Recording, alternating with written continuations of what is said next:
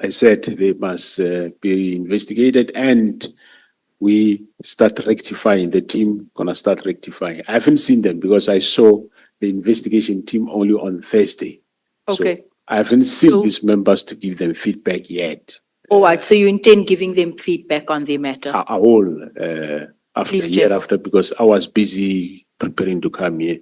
So I will be able to give them that feedback. Thank you very much. And then I have one more, not one, but two more questions. But you should not only accept that they are victims, because they might also somewhere be wrong, because some of them were found. That's fine, General, as long as there's movement we are and doing- as long as there's communication. Thank I also want to know, you touched on exhibits in the lab. Now, this is the reason why they go missing, because these cartels and these cronies within SAPS, they create the problem, you throw money at it, and then the cycle starts all over again. I want to ask, the exhibits, all the drugs, because I've been part of the drug dismantling operation a few times. For how long do these drugs stay in the lab? Let's say we have a big drug bust at Tambo now and we confiscate millions worth of drugs. How long does it stay in your lab? What's the longest time drug exhibits has stayed in that lab? Well, where they stay in the storage, not necessarily in the lab, but they stay until the case is finalized. Which is how long? Give us an estimation of years. Well, it depends when the case finalized. Some cases take 5 years, 7 years, 8 years. So we're saying we have a drug bust today, and this drug bust will only conclude within 5 to 7 years. If there is an arrest, but if there is no arrest, get tested and disposed of. Where there are areas where we do confiscations, for example, and you end up not knowing who's the owner of the lab, especially those labs that are in the farms. Before I forget this question, just while we're on drugs, you mentioned earlier on the case that happened at DCS where the drugs was found outside with a member. I agree with you that she couldn't be charged. You said that this case, for some weird reason, happened under the 6th administration. And this case keeps on popping up. This case where they alleged that General Konaze didn't make a drug arrest. Can you tell us why this case keeps popping up? I've got no idea, Honorable Chair, through you, Honorable Member. I have got no idea why it came all of a sudden during this administration. But you'll recall what General Mkhwanazi said, I think in the portfolio committee, it was communication between him and Mokhodzi. That's how the case ended up coming back again. But I don't know the details, why something that was resolved come up now. Do you think it's an attempt to smear General Konazi?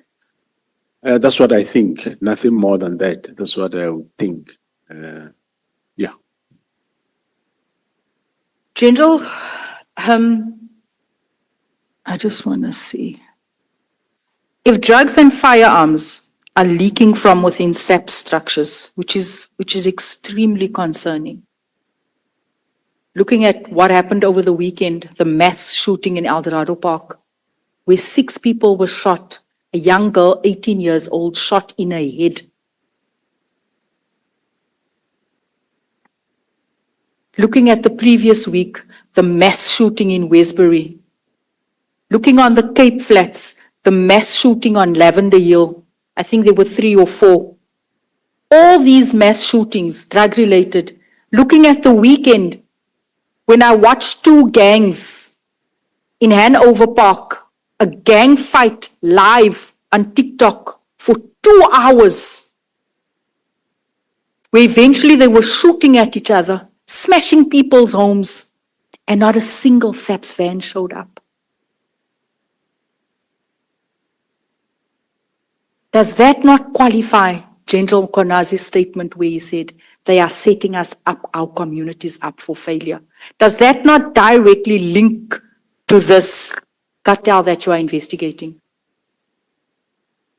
For now, I wouldn't say, but yes, it's possible that eventually there is drugs. Where there are gangs, there is drugs. So there should be, in one or another, a link. Hence, in terms of drugs, there is agreement with the NDPP, And we spoke about firearms, but we haven't finalized it because on firearms also, my view is, which I told him, is that normally firearms are not required at court as evidence. They accept the 112 statement. So why should then we keep the firearm all along, which we can test the firearm, there's proof it's firearm, and it is this specific firearm, and then we destroy it. So that part also I am currently exploring it with the NDPP so that we can see if that can be accepted and the judiciary accept, then we'll have no more these huge or big storages of firearm. As they come, then we know. We sample and we destroy. Thank you so much, General. Thank you, Chair. No more parties, General. Thank you. Thanks, Honorable Sangone. Thank you very much, Chairperson. Good afternoon, General Masemola. The 30 minutes expires at 18:18. Okay. Honorable Member. Thank you for coming back, General. And I think when you get to me, you are towards the tail end. We are almost done. We truly appreciate your cooperation. General, there's just been, maybe let me explain what I want to do so that even as we ask you the same questions, you understand that for us now, this is really the final stretch, as I'm saying. There's been evidence that has been led, there's been counter allegations and so forth.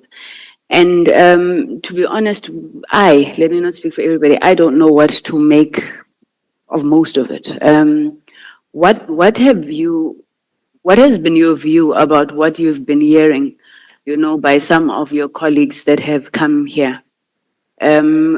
What makes it difficult for me, at least, to come to a conclusion is that I think they're in SEPs, I don't know how to say this in English, so when you don't agree on something, this one opens a case, this one goes DC, this one says there's allegations.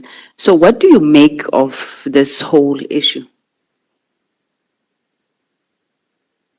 Yeah, thanks, Honorable Member and Honorable Chair. I don't think it's more. There are dedicated men and women that are doing the work. But yes, there are those that will concoct things just for the sake of tarnishing other people's name and or arresting them. And unfortunately, you might find that on the other leg of the justice cluster, they might have their own people in, if you go to NPA. So there are those type of things, but there are men and women dedicated to do the work, and where there is those that commit crime, action is taken. Okay, why would we believe you, for example, over anybody else? Well, it's not about, I'm telling the story of what I know, but at the end of the day, it is for the Honorable Member whether to believe or not to believe. But I'm sure you have seen colleagues have come in, we've seen facts coming out. I'm sure you've seen what comes out at the Madlanga, and I'm sure you're still going to see more. That's when you'll get a better understanding of what is happening. Okay, your answer to the previous question actually made me think of one of the questions that I had. In the evidence that has been presented to us, there's obviously been allegations against SEPS itself, criminal intelligence, IPED, and IDEC.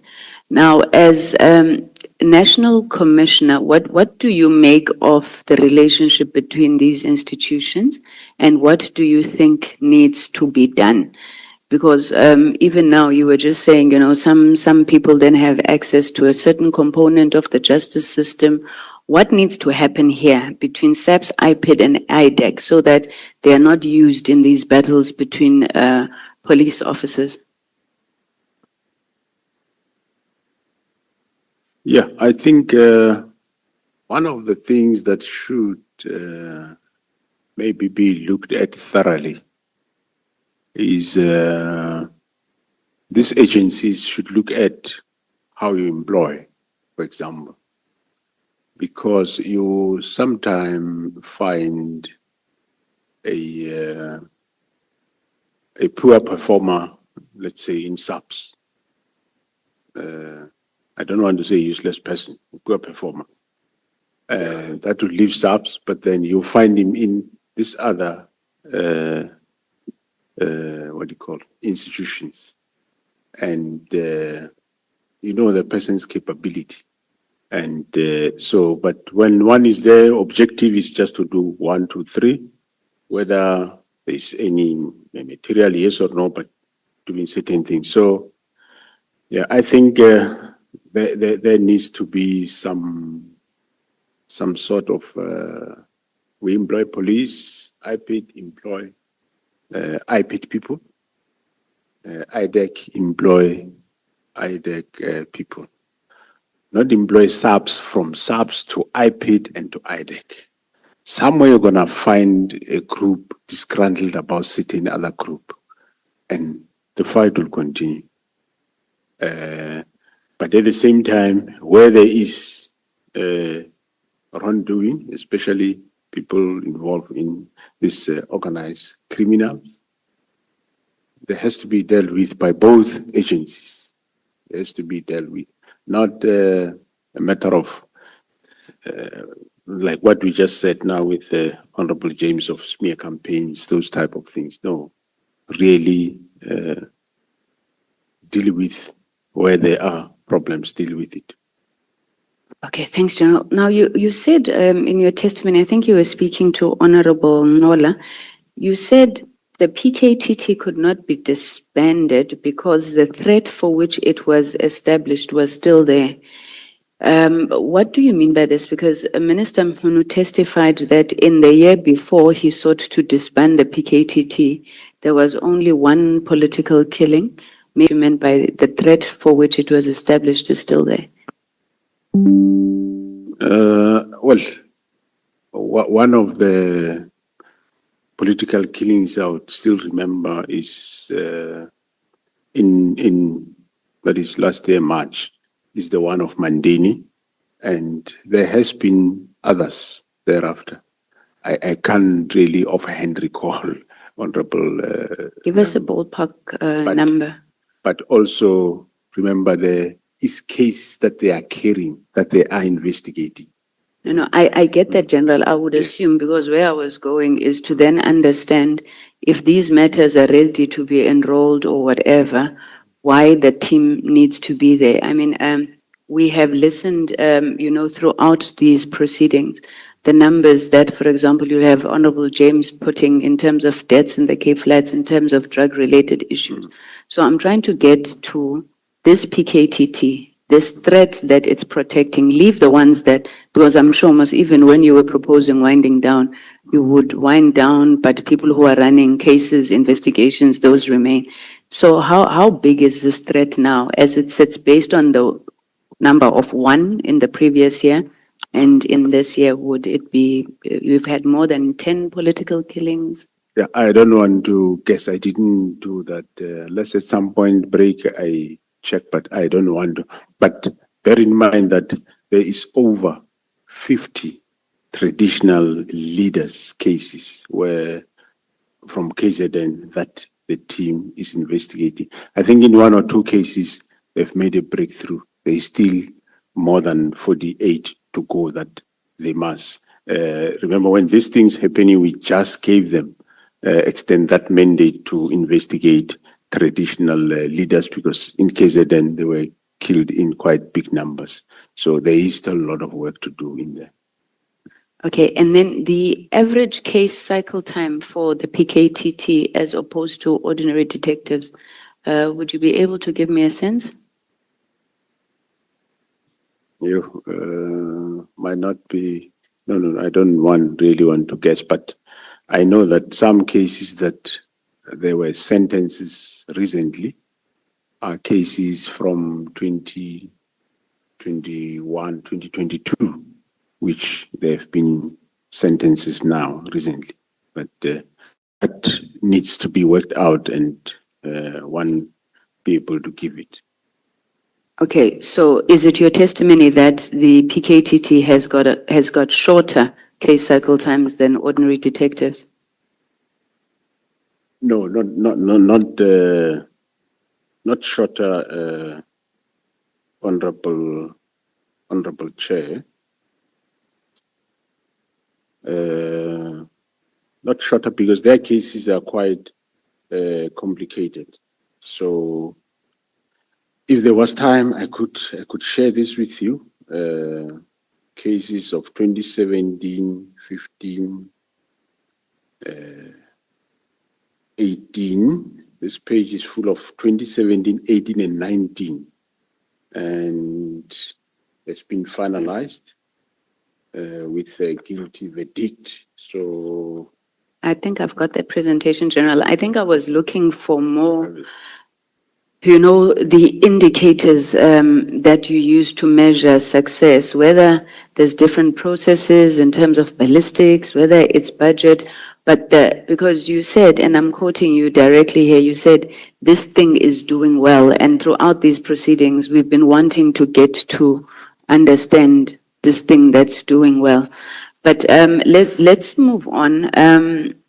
When Mr. O'Sullivan was testifying here, he says that he received information that on the 3rd of July and the 4th of July at the Police College in Pretoria West, you and Lieutenant General Mkhwanazi were putting finishing touches on the presentation General Mkhwanazi would use on the 6th of July. Were you involved in the drafting of that media statement, General? I think it's the evidence that I gave already that the team came to brief me and I tasked them to work on the presentation for me, and they did work on it. But then you said General Mkhwanazi went further. Yeah. So you were not involved in the further. And what did you then do when you realized he went further than what he had briefed you on? Well, after he have done what he have done, so that was what under the bridge, and it was in the public domain. So. Is it the same sort of attitude that you had when General Khumalo said 90% of Gauteng is corrupt? Like, was it like, oh, okay, it's water under the bridge?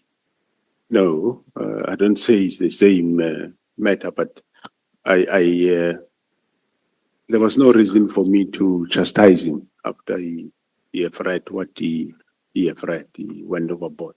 So I didn't see that need. Okay. In the evidence that you've given here, General Masemola, you don't seem to support this notion that there's lots of corruption in the criminal intelligence secret service account, the so-called slush fund. Is that because you believe that all is well there? I mean, I know you spoke about an unqualified report, but in all this time, so everybody who alleges mismanagement, corruption in the slush fund, do you dispute that? I don't say all is well. No. What I'm saying is there is some elements of people there that would want to get their hands on the Secret Service account and do their nefarious things. But because they are being blocked, they will always cry out and cry loud that there is corruption, so that everybody attend and go, there is corruption. But when you get there, you don't find any corruption, which in actual fact, they want you to shift those people that are controlling the environment well, so that they can get in. and start doing their illicit things. Okay, so as we're sitting here now, and this is why I was telling you, that we're trying to mop up, you are saying to us, your evidence at this point in time is that the criminal intelligence secret services account is run well, and we would therefore have no basis to come to a conclusion of corruption in the secret services account. Yeah, no, I did say that currently, yes, there is it? Okay. Security clearance before appointment, how long does this take, and does this not affect your ability to recruit members quite quickly? Is it not hampering the work of the police? Indeed, it will, Honorable Member. Hence, I spoke to the DG of SSA that he needs to devise means and put much speed and pressure on this, because for now, let's say I think I've got 12 posts that I've given them, but currently I've got quite a lot, over 48 posts of SMS that are vacant that I'm going to advertise. So those must via through them. Okay, So that may be a problem. And then have you signed an MOU already with SIU for lifestyle audits for SMS? no, we are in the process. Our legal teams are analyzing that. Okay. General Masemola, how do alerts work in criminal intelligence? I'm asking this because we've heard evidence that said that criminal intelligence, or the SAPS, was informed before the murder of Comrade Sindiso Magat. What happened to that alert, and how was it that Sindiso was still killed when the police were informed before time? Yeah, well, that also happened before my time, and it also happened before Dumisan Kumalo's time. Have you looked into it at all, General? We look into it, we're investigating it, we are on top of the situation. It's just that it's a matter of you can't do D before you do X. So that is a matter of chess that has to happen now. Hence, there is a witness that is in witness protection currently. But we are on top of the situation, on top of the case. It will be resolved, but... And you will give an indication how that lapse happened, that we lost Sindiso Magat? Yeah, I think, yes, at some point, through court processes that will come out, and why, after even that... Why the police failed.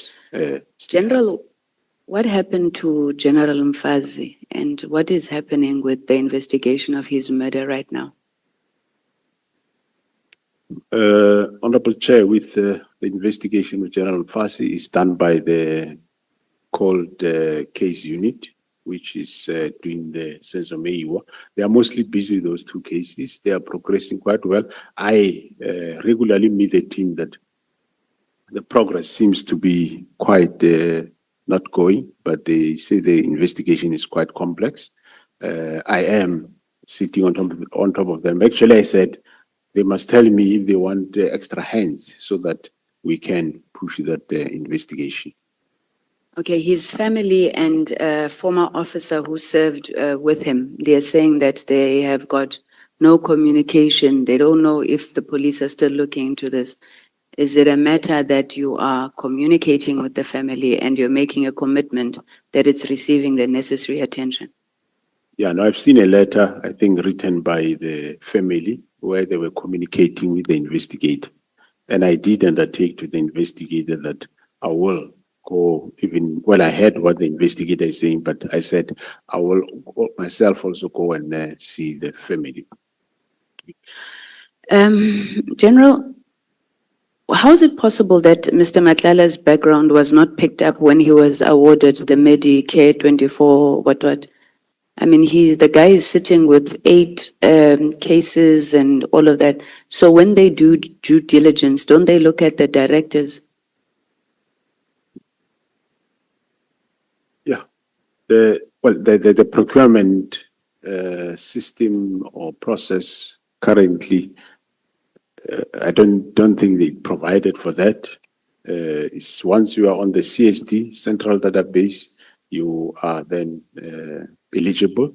But however, indications are that because he was working with some people in SAPS, hence that which we say did not happen.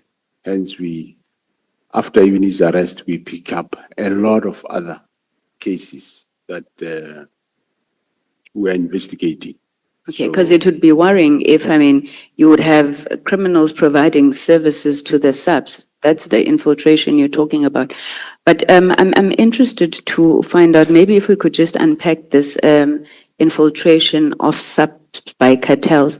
By the way, let me ask, when, if I'm not mistaken, General Mkhwanazi had said there are 3 cartels. I don't mean 3 members or of one, there were 3 cartels. The Big Five was one of the cartels. What happened to the other 2 cartels? Who are those other 2 cartels, not members? Yeah, I don't seem to recall. Maybe he'll remind you when you come here. But what I know, there's one This one cartel, okay. dealing with quite various lot of crimes. Okay. I want to explore this notion of the cartel having infiltrated SAPS with Minister Mkhunu at the center. Now, there has been no evidence that has been led in this committee that is showing how Minister Mkhunu is linked to the cartel. I know that Honorable Souls and I took a lot of flack for this when people were saying that we're defending Minister, but we are purely asking, like we'll ask everybody else, of evidence to support the statements that are being made. Now, all that has been presented to us over the last 6 months or so is WhatsApp messages between Mr. Brown Mkhotsi and Mr. Ket Matlala. Something with Cedric Sebia, Brown Mkhotsi, Ket Matlala. We have yet to see the link directly with Minister Mkhunu. There's assumptions, I think, that are made that Brown Mkhotsi would have been instructed by the minister. Mr. Ket Matlala went, swore an affidavit, he doesn't know the minister. Brown Mkhotsi says he was never instructed by the minister. Minister says, no, this one is a comrade or an acquaintance or whatnot. Can you help us here? In fact, the direct questions we were asking them, is the minister part of this drug cartel? And I actually want to quote a short conversation with you, was with Honorable Souls and Lieutenant General Nkumalo. Honorable Souls asked the minister, asked General Nkumalo, is Minister Mkhunu part of the drug cartel or drug gang in Gauteng? Lieutenant General Nkumalo says, as per my affidavit, the involvement of the minister is up to now, where I explained in terms of the links, which are indirect links with the cartel under investigation. Mr. Saul says, is that a yes or a no? Is that a yes or a no? Is he or is he not part of it? Lieutenant General Nkumalo says it's a no. If it's supposed to be a yes or a no, it's a no.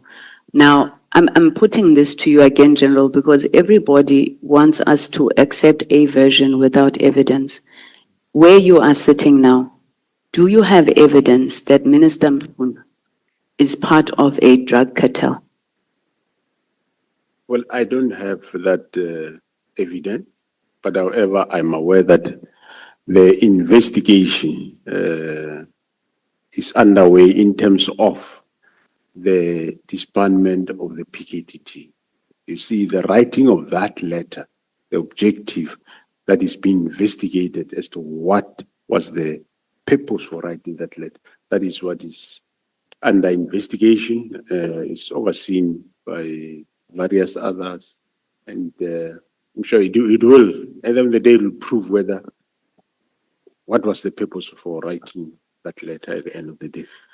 Yeah, I want to come to the letter, which is going to be my last point anyway, because now Minister Mkhunu puts his own version of why he wrote this letter. And I want to start with your evidence that you led before this committee. It was on page, I'm trying to think. It was in your statement where you said, it was, oh, jeez, I can't see anymore.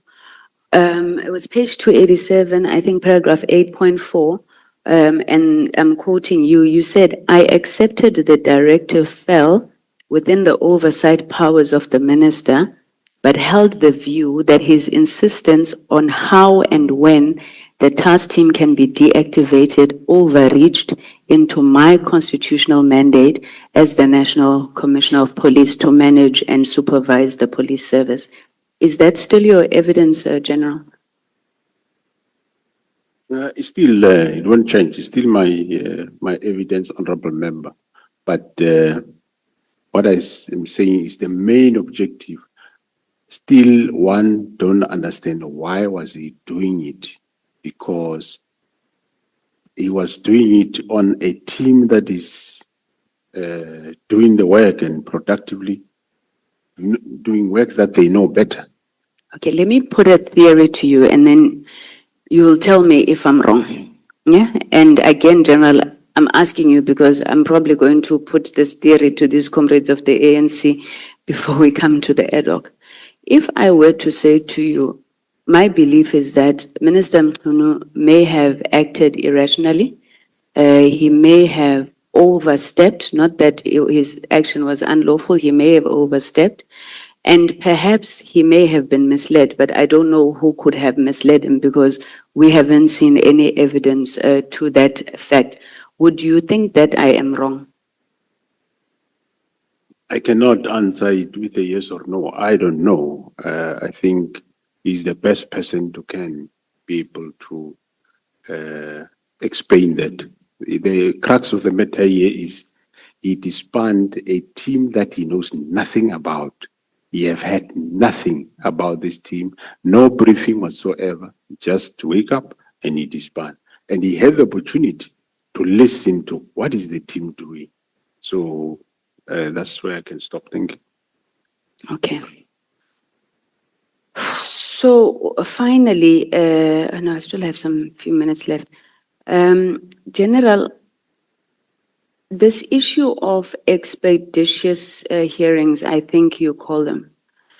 There's allegations that I think it's called Section 9. I think that it's 9. Yeah, it's very much abused to remove generals that officers that you may have issues with. Can you explain to us how it works? Whether, in your view, indeed it's being abused, and whether you think there's any policy gaps that need to be tightened there. Thanks, Honorable Member. I do not think that the regulation is abused. The regulation was developed for one purpose, that where there is overwhelming evidence of wrongdoing, then Regulation 9 is used. And it has been used. Previously, when that regulation was started, I'm one of those that was totally against that regulation. But it was said that even in terms of labor law, it's an acceptable standard that it is. But we have since agreed with the unions now that we are going to dispense with it. Of course, it will be functional until the minister signs new regulations, which we have with the unions agreed. The legal service is drafting it. It's not a police intervention even that might even require this committee's intervention. But we have already done work around it, and we agree that we don't want to, we are going to do away with it, and that as soon as the legal service finalized, the minister will then be engaged and sign off, and then that is it. Okay. Had you briefed the minister about the activities at the borders? Activities at the borders. Yeah, in the directive, he gave 3 directives, right? In the letter, it was the moratorium on vacancies, and then the issue about the border management authority. I'm trying to think but had you briefed him on those 2 items? Yeah, he was briefed. On both of them? Yeah. Okay. And then when you then came to this decision to investigate the reason for the disbandment of the PKTT, you said you asked him in one meeting, why does he want to disband?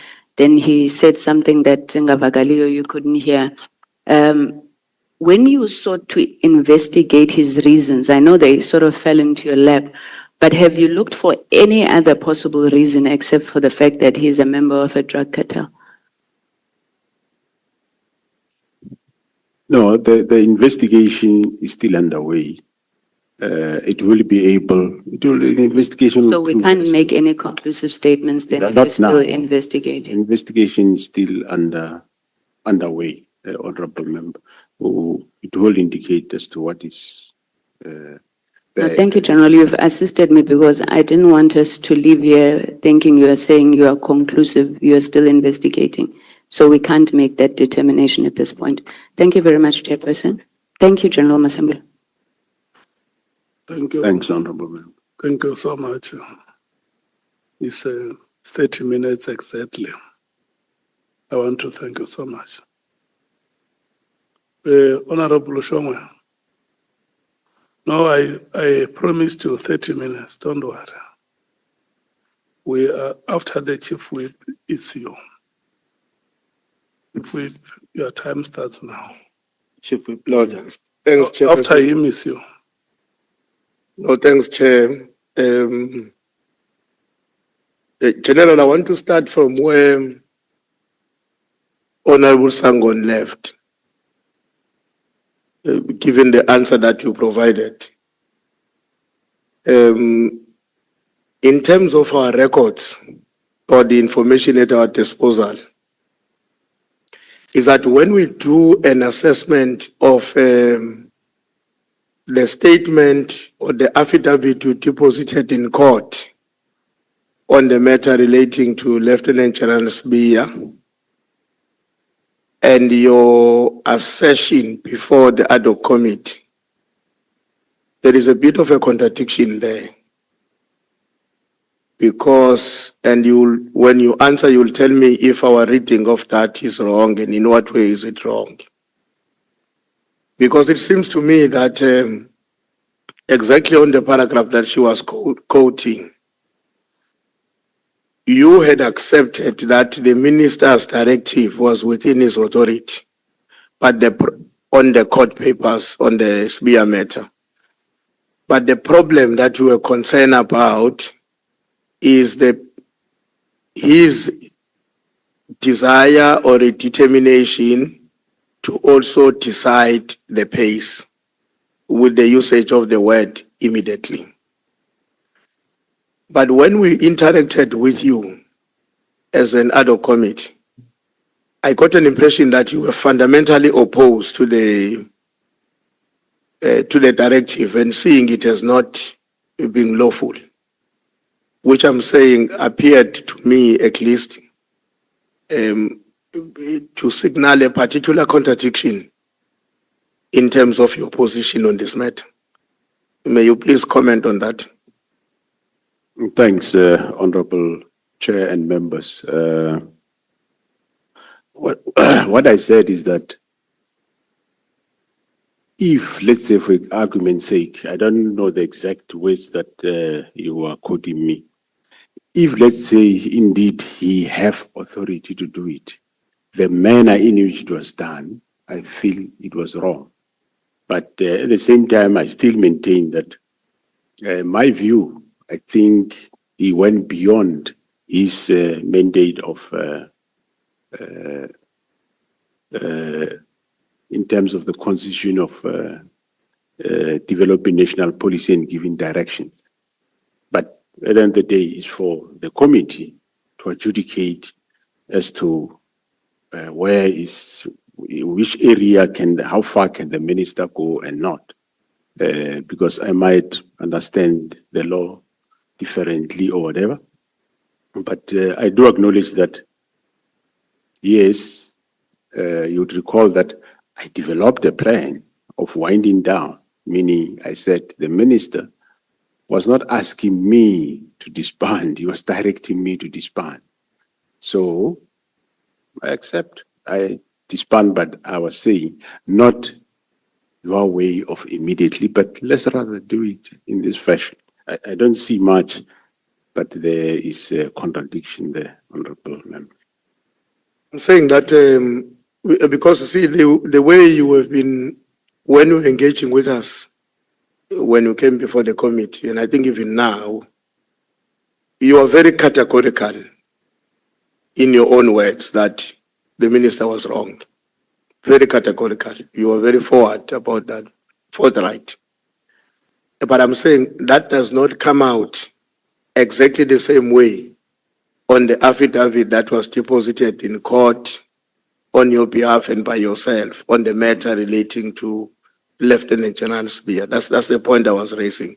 Okay. That you are not as categorical on that affidavit as you were and are still before the ad hoc committee that you think this was a wrong decision. Because before the ad hoc committee, your contention was that the authority did not lie with the minister to take such a decision.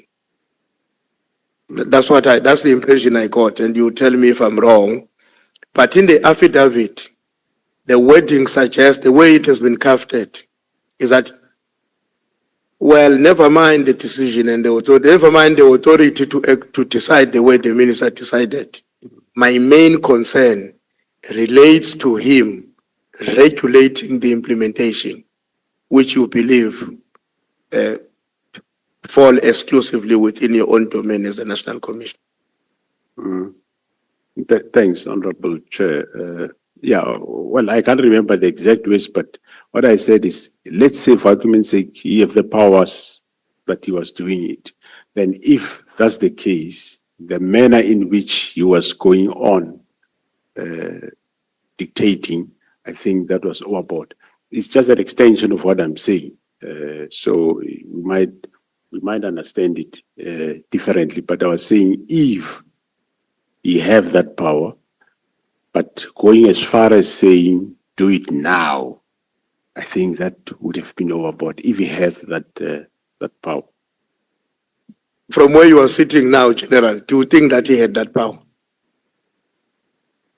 It's some matter that the committee must decide on. No, but your own opinion, because we are our National Commissioner. Yes, my own opinion, an opinion which might be wrong or right. I don't think he had the power to go as far as disbanding a task team, not even a unit, but a task team. I don't think he have that power. But then, generally, I mean, he gave you that instruction or directive. And assuming that, as you are putting it, you were of the opinion that he did not enjoy this kind of authority. I would imagine that, therefore, would have resulted in the directive being unlawful. In a way, it would have resulted to that situation.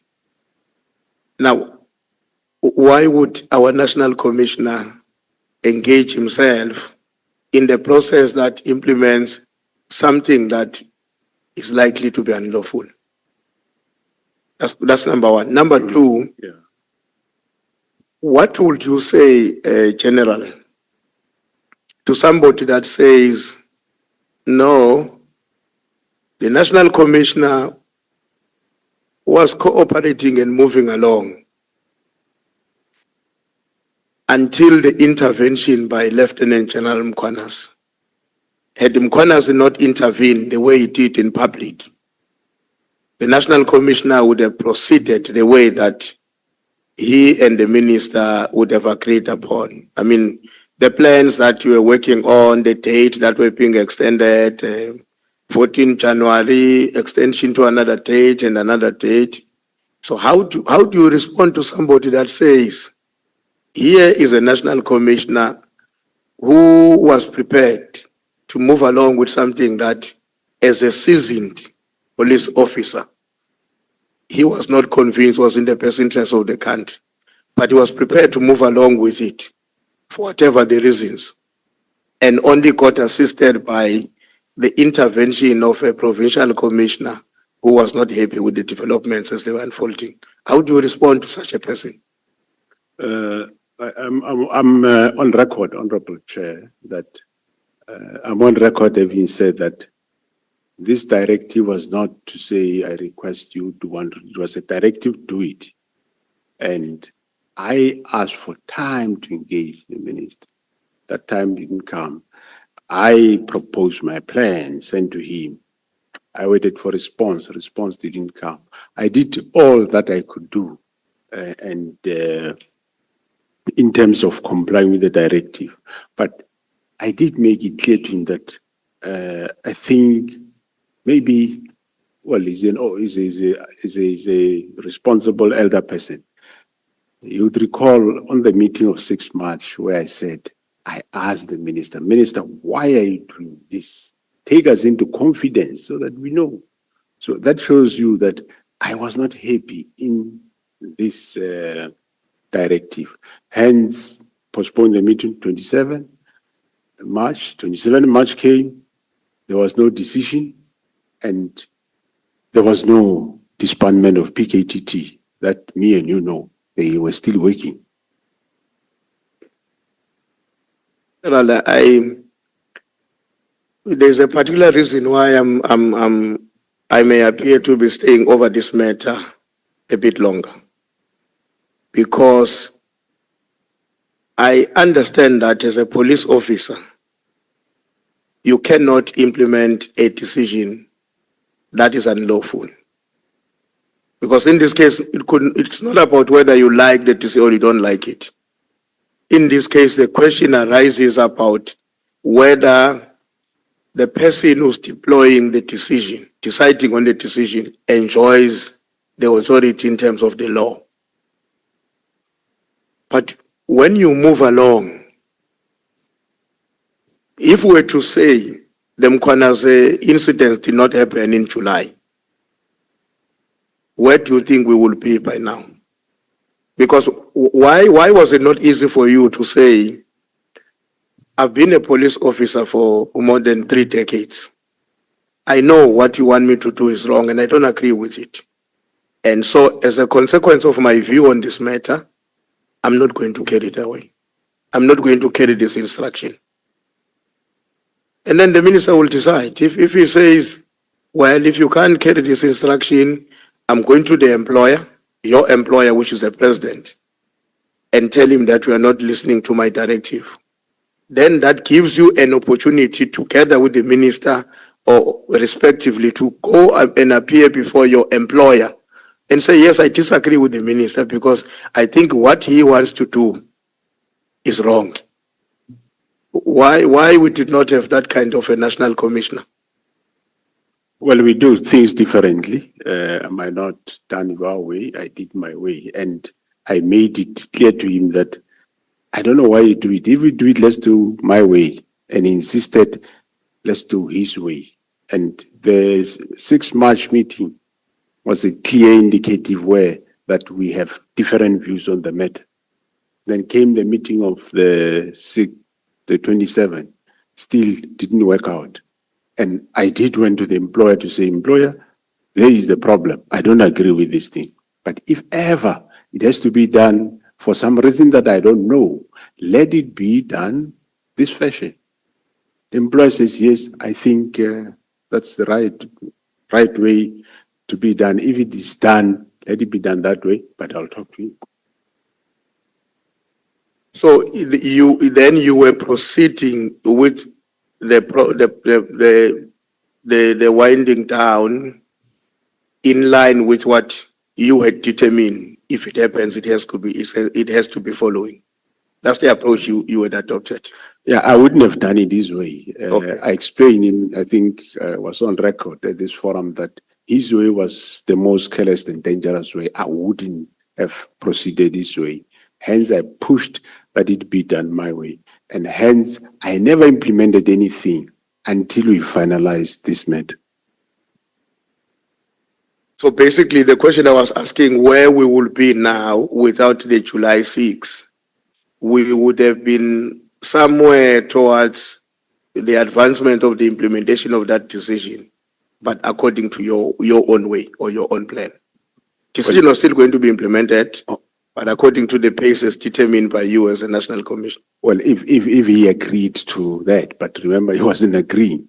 the March 27 meeting was the last straw where he said, no, this thing must come to an end and whatever. So, but even after that meeting, the decision was never implemented. So we'll still have behaving PKDT as we have it now. Okay. Or maybe we wouldn't have behaving me in front of you. That's also an option. Yeah, yeah, no, thanks, General. I think I wanted to hear that part, that is either was going to be you remain with the PKTT or you are without General Masemula as a national commissioner. Because my main worry was that I wouldn't want to see a situation where our top cop will be made to do something that, given his own experience and knowledge and conviction, he or she knows it should not be done. But we still move along and get it done on the basis that it was an instruction from the political principal in the context of the Minister of Police. That is the issue that doesn't sit well with me, because then if we were to be faced with that reality in the future, it means that we will never have a national commissioner that stand firmly on the side of the law and the constitution, even if that places his or her own employment at risk. So that is the issue that I wanted to raise. The other issue I just wanted to check, General Masemula, and maybe somebody might have raised this question. You will tell me if you've dealt with it in a different way. You know, we have had many people appearing before us. Two of them, General Vuma and Hlungwane, who were making very, very, very concerning statement about what they believe is some kind of a weaponization of the law enforcement agents, and with your name also somehow being implicated. What's your comment on that? Well, I don't even know that Hlungwane. I just heard about him, saying a lot of stories about me. I don't even know about him.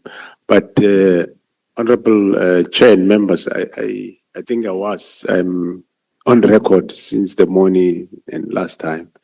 Hlungwane, the little I know is that when I took over and Kumalo went to see, I don't think he was there ever. He was not there. So I don't know what is his gripe, but I know that he has been litigating subs for quite a lot, and at some point either he didn't come to work. I don't know. I don't know the details of his departmental case exactly, but I know that he was dismissed from the service. And there is nothing that I didn't take money at crime intelligence. And even on Vuma's side, I think I explained the whole thing since the morning. All areas where he said, yeah, I hate him, I fight him for that. I just didn't wake up and find. There is processes that I had to implement. And I followed those, and I don't know what else would have done. Maybe I would regret areas where I didn't take action against her, even though she was on suspension. So maybe that would have been the best way. But I think I did explain, Honorable Chair, that all those areas that she mentioned about me, I neither here nor there. No, thanks, General. My last question, General, I'm going to suggest something that may not be easy to do, but I mean, as a person of your own standing in society, it should not be impossible to imagine. I want you to imagine where a possibility of you as General Masemula,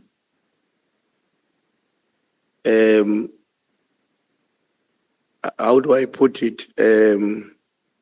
Let me say you take out, you forgive me, I'm going to call your name. You take out Fanima Semula from the National Commissioner, just for a few minutes as we're talking to me.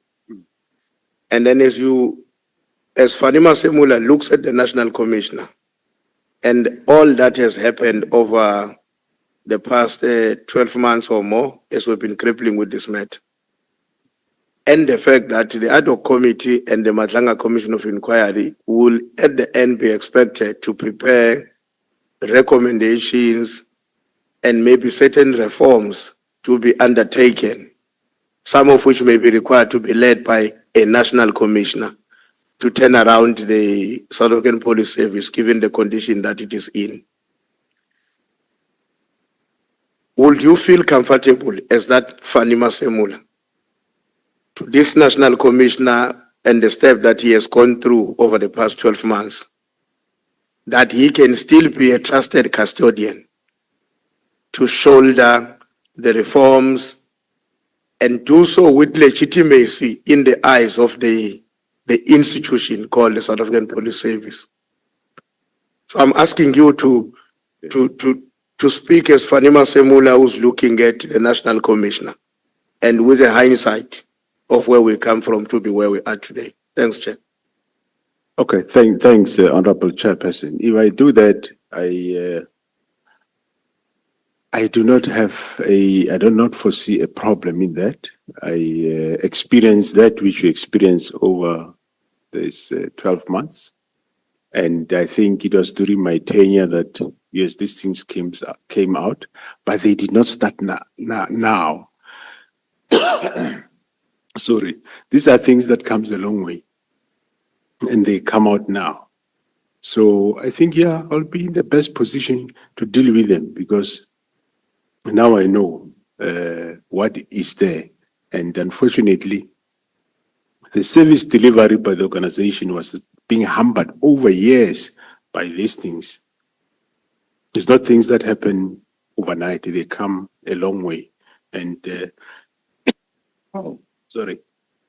further evidence, I think, will still, in both ways, give indication of that. So, as Fani Masemola, with confidence, with a team that I will select, I think we will be able to reform the organization and get it in the right direction. Thank you. Just one follow-up, General. So you are saying the Fanima Semula looking at the National Commissioner with the hindsight of what the chain that we've traveled would come to the conclusion that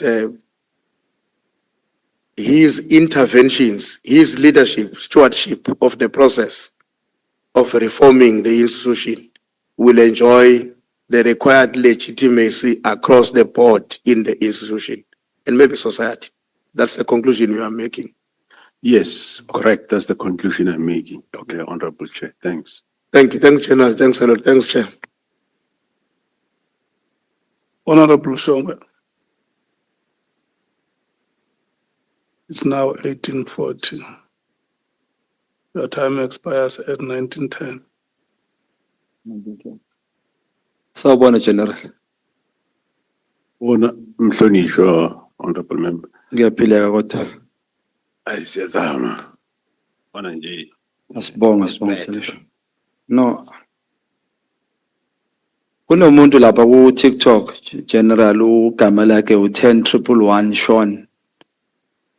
Uthi his deputy has a plot, house and renting an armored vehicle for 60,000 a month. I take it to Kulmango General Sibiya, is that so? I will take it that that's what he's referring to. Is it fact though that General Sibiya has a plot and is driving an armored vehicle? Is renting an armored vehicle? What's the question, Honorable Chair? This guy who Sean 10111 on TikTok, he says his deputy has a plot, house and renting an armored vehicle for 60,000 a month. Yes, Honorable Chair. Is it Okay, I'm true? listening. Yes, there were reports, remember, at some point that he's renting, yes, an armored vehicle from somebody. And yes, indeed, he have a plot. So, Paul Sullivan says you're living large because you can't afford the lifestyle there, pillar with your salary and your wife's salary. So, Sullivan always finds Usbiya credible. I wish it was a question for Sullivan, but it's a question for you, General. Ukuthi, with the salary eniyirholayo, do you think uGeneral Sibiya angayikhona leyo nto leyo? Well, I don't think so because I don't have a plot myself. I would love to have one, but it's matters that, well, initially one did take it that, remember, he left the police, he went to Gauteng, and he came back. So one just took it that all the monies that when he resigned or whatever, he have bought that plot. But hence now, when I'm Shonisho, we're doing this lifestyle audit by me, and it can clearly be seen who's living large beyond the means, and everybody can explain his wealth. Now me, I can explain mine. I'm ready. My banks, you just go there. They will show you how I paid whatever property all the way to now. So I think it will be fair that way. Thank you. Thank you, Chair. You know, Chair, General, I was watching Facebook now, not so long. Actually changed my mood, even my questions. I know what I'll be doing now would put me in harm and in danger. I fear for my life. And I would like to say it on record, Uguti. I think it's time we change the SAPS. And I would like to say, go qinisela ndoda siyaphambili nawe. So change SAPS. And why am I saying that? I question Usbiya indlela ephila ngayo negebengu atholakala nazo. There's photos over social media with igebengu eziningi, including the guy alleged to be a sniper, esibulele witness day. Last week I touched on a matter, asking Paul Sullivan questions when I was here. And that prompted something in Mangazil. Now, this is what triggers my mind. Yesterday, udujulwe taxi owner nomfazi wakhe at Delft last night. Sometime in this week, a young boy shoots 2 people for nothing and kills them. And that happens in Cape Town, where soldiers are deployed. But nothing has happened to change life abantu base Cape Town. Disregard the race. You check into that, that tells you what we still need SAPS, not SANDF. We need SAPS. But what causes that is there's these tags that we have in the SAPS. It's this unvetted leaders with SAPS. When I ask Paul Sullivan, why didn't you investigate Umandla with a plot of 7 million? Why did you opt for General Pashan, who has a slip for his sound system, a proof of payment for his sound system, but you leave General Khan outside? Guess what happened? I got a call to come to Durban. Somebody wants to see me. Those people went into the office to make an appointment to see me. I flew to Durban. And when I got there, General, kufika amadoda amabili having a factory of cigarette in Maritzburg. You may know them. They take me to a security security office. Actually, they invite me to that office. Is it Morningside? Not far from Cubana. When I entered, they spoke to me and said to me, Shongwe, what is wrong? What did we do to you? Ufuna. My response, what are you talking about? That house has cameras outside and inside, General. As we are speaking, obviously, make promises. We'll look after you. Don't do this. And why? Speak to this guy. There's somebody who wants to speak to you. Who is that? There's somebody who wants to speak to you. Who is that? No, look at the phone. They're forcing me to take the call. They make a video call. On the video call is a person I don't know. It's my first time seeing that person, but I'm told this is General Khan. Now, my question is, the guy speaks until his eyes were red when he was speaking, as emotional as I am right now.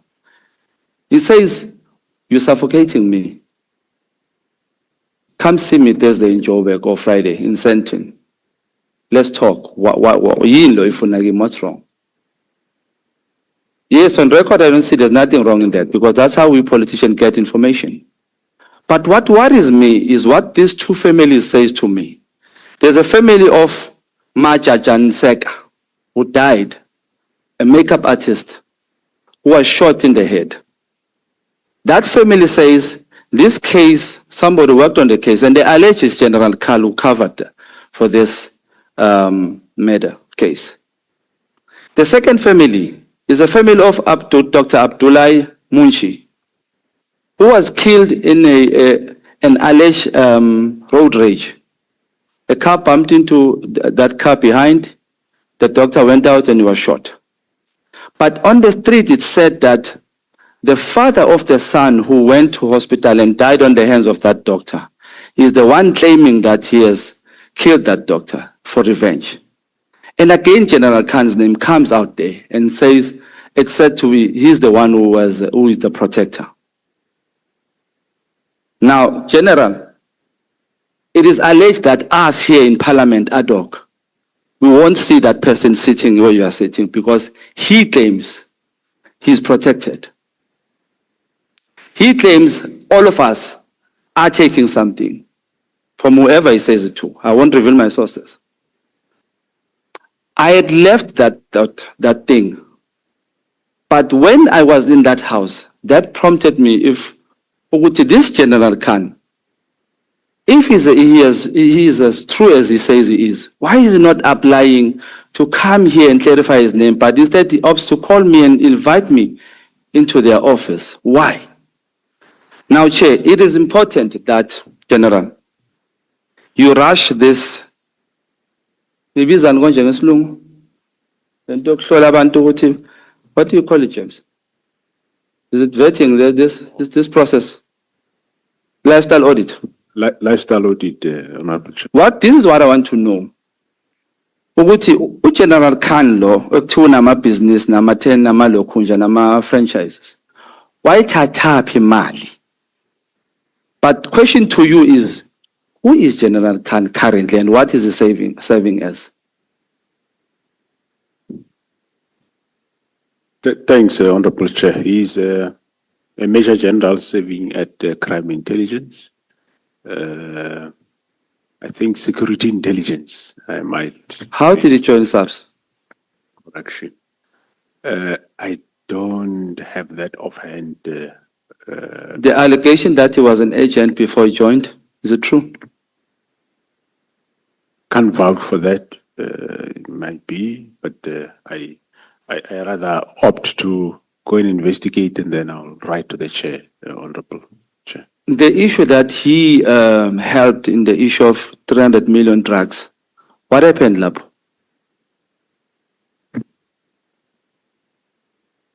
Are you referring to the Johannesburg case, Honorable? Yes. Yeah, remember he went for departmental trial, which was presided over by General Mkonazi, and he was acquitted in that matter.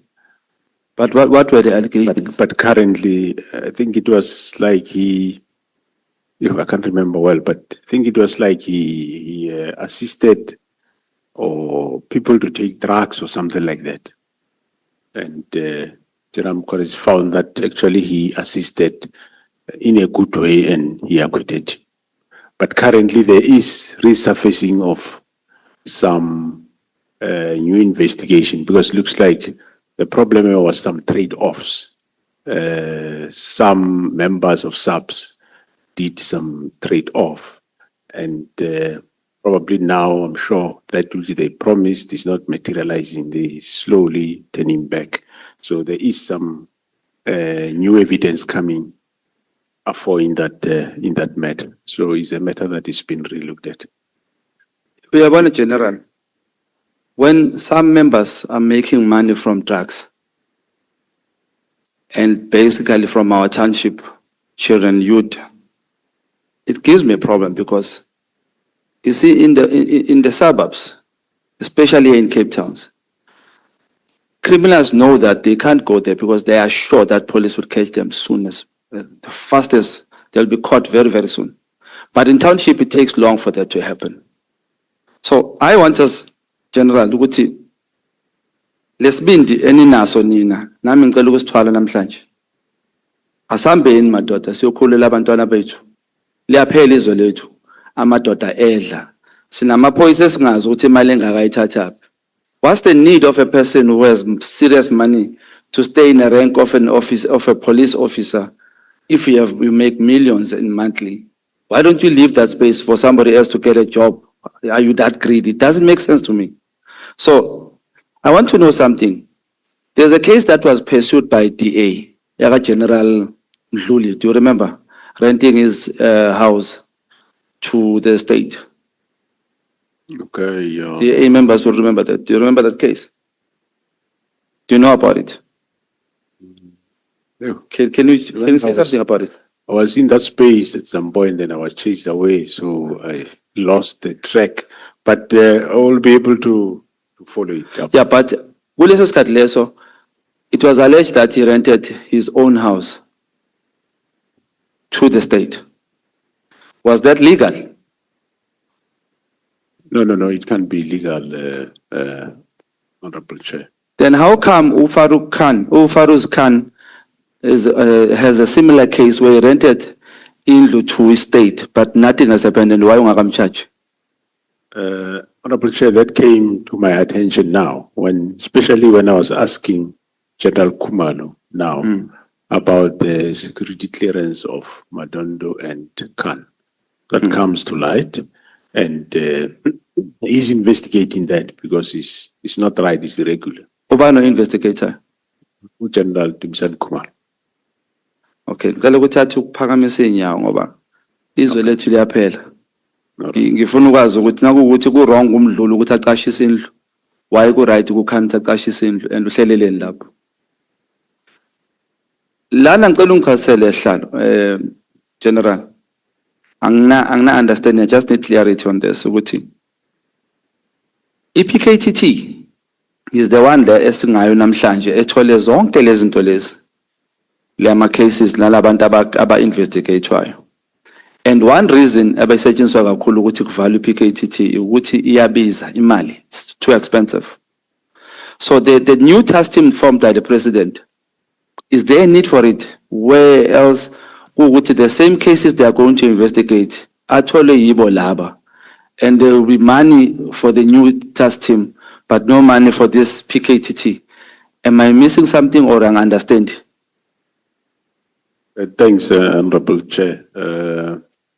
It's not a bad idea, Honorable Member, because, as I said, we take the skills of the PKTT, we implant it into this new team, including the new PKTT that we established in Gauteng. So we implant that skill there. And the good thing about it, we screen people and we don't hide it. We tell them that as you do the work, remember all the time we're behind you, we're looking at you. If you off ramp, we will catch up with you. So it's working well. The strategy is working well. They work as a team, no individual person. So I don't think it's a waste of money. It's an expansion of skill. Thank you. Sengizoqeda basesekhona isikhathi esiningi kodwa ngifuna ukuvala inkulumo ezo2. Ngizocela General ukuthi ungikhaphe lapha eModapi prison. Kunama ex-officials, ama-warden, abo-Themba, they came to my office complaining nge-corruption eyenzeka lapha. Ngifuna siyobopha, ngifuna ukubopha. emodabi namabonda awe 500,000 kodwa lingaka kunabantu nje abahlukumezwayo laphayana. But ngifuna uku-invite uMinister Mchunu wenza amasonto kulamalanga lawo, so wenza ama-event wesonto, so ngicela siye siyomkhulekisa ngoba uNkulunkulu uyadinga ukuthi abantu abakhulekayo sibasize. So I'm also inviting you. Minister Mchunu is hosting events around the country, church events. He needs prayers. Thank you, Chair.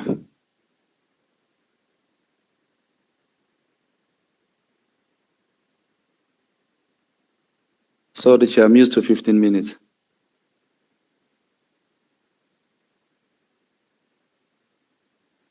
Thank you so much. Honorable Cameron. Thank you, Chair. Good evening, General. Evening, honorable member. General, thank you for having, for spending another day with us. General, I'm going to start on a bit of a different note. Over the past 2 weeks, I've started posting every day about SAPS members that own taxis or that are involved in the taxi industry. Now, I received many calls from inside SAPS, stop posting this, stop posting this. And my argument back was that you've known about it, not you personally. The SAPS members have known about it in the Western Cape specifically for over 20 months, and they did nothing. In fact, while I'm sitting here tonight, I got a message about an anti-gang unit member in Cape Town that a sergeant who is involved in the taxi industry and in the towing industry. Now, the reason I mention this is over a 20-month period, we haven't seen action on this. One of the reasons that I've heard is that they would like to see, an entire list built up before they act. But I mean, in 20 months' time, especially with the current spate of gang violence, taxi violence and gang violence, makes it difficult to then see how it could be effectively policed. I'll send the list. I've actually already sent you a letter while we were sitting here today, so another letter. But you'll receive that with an entire list of those members. Now, the reason I start with this, General, is that Lieutenant General Fani is one of the people that we've been speaking about a lot during this committee.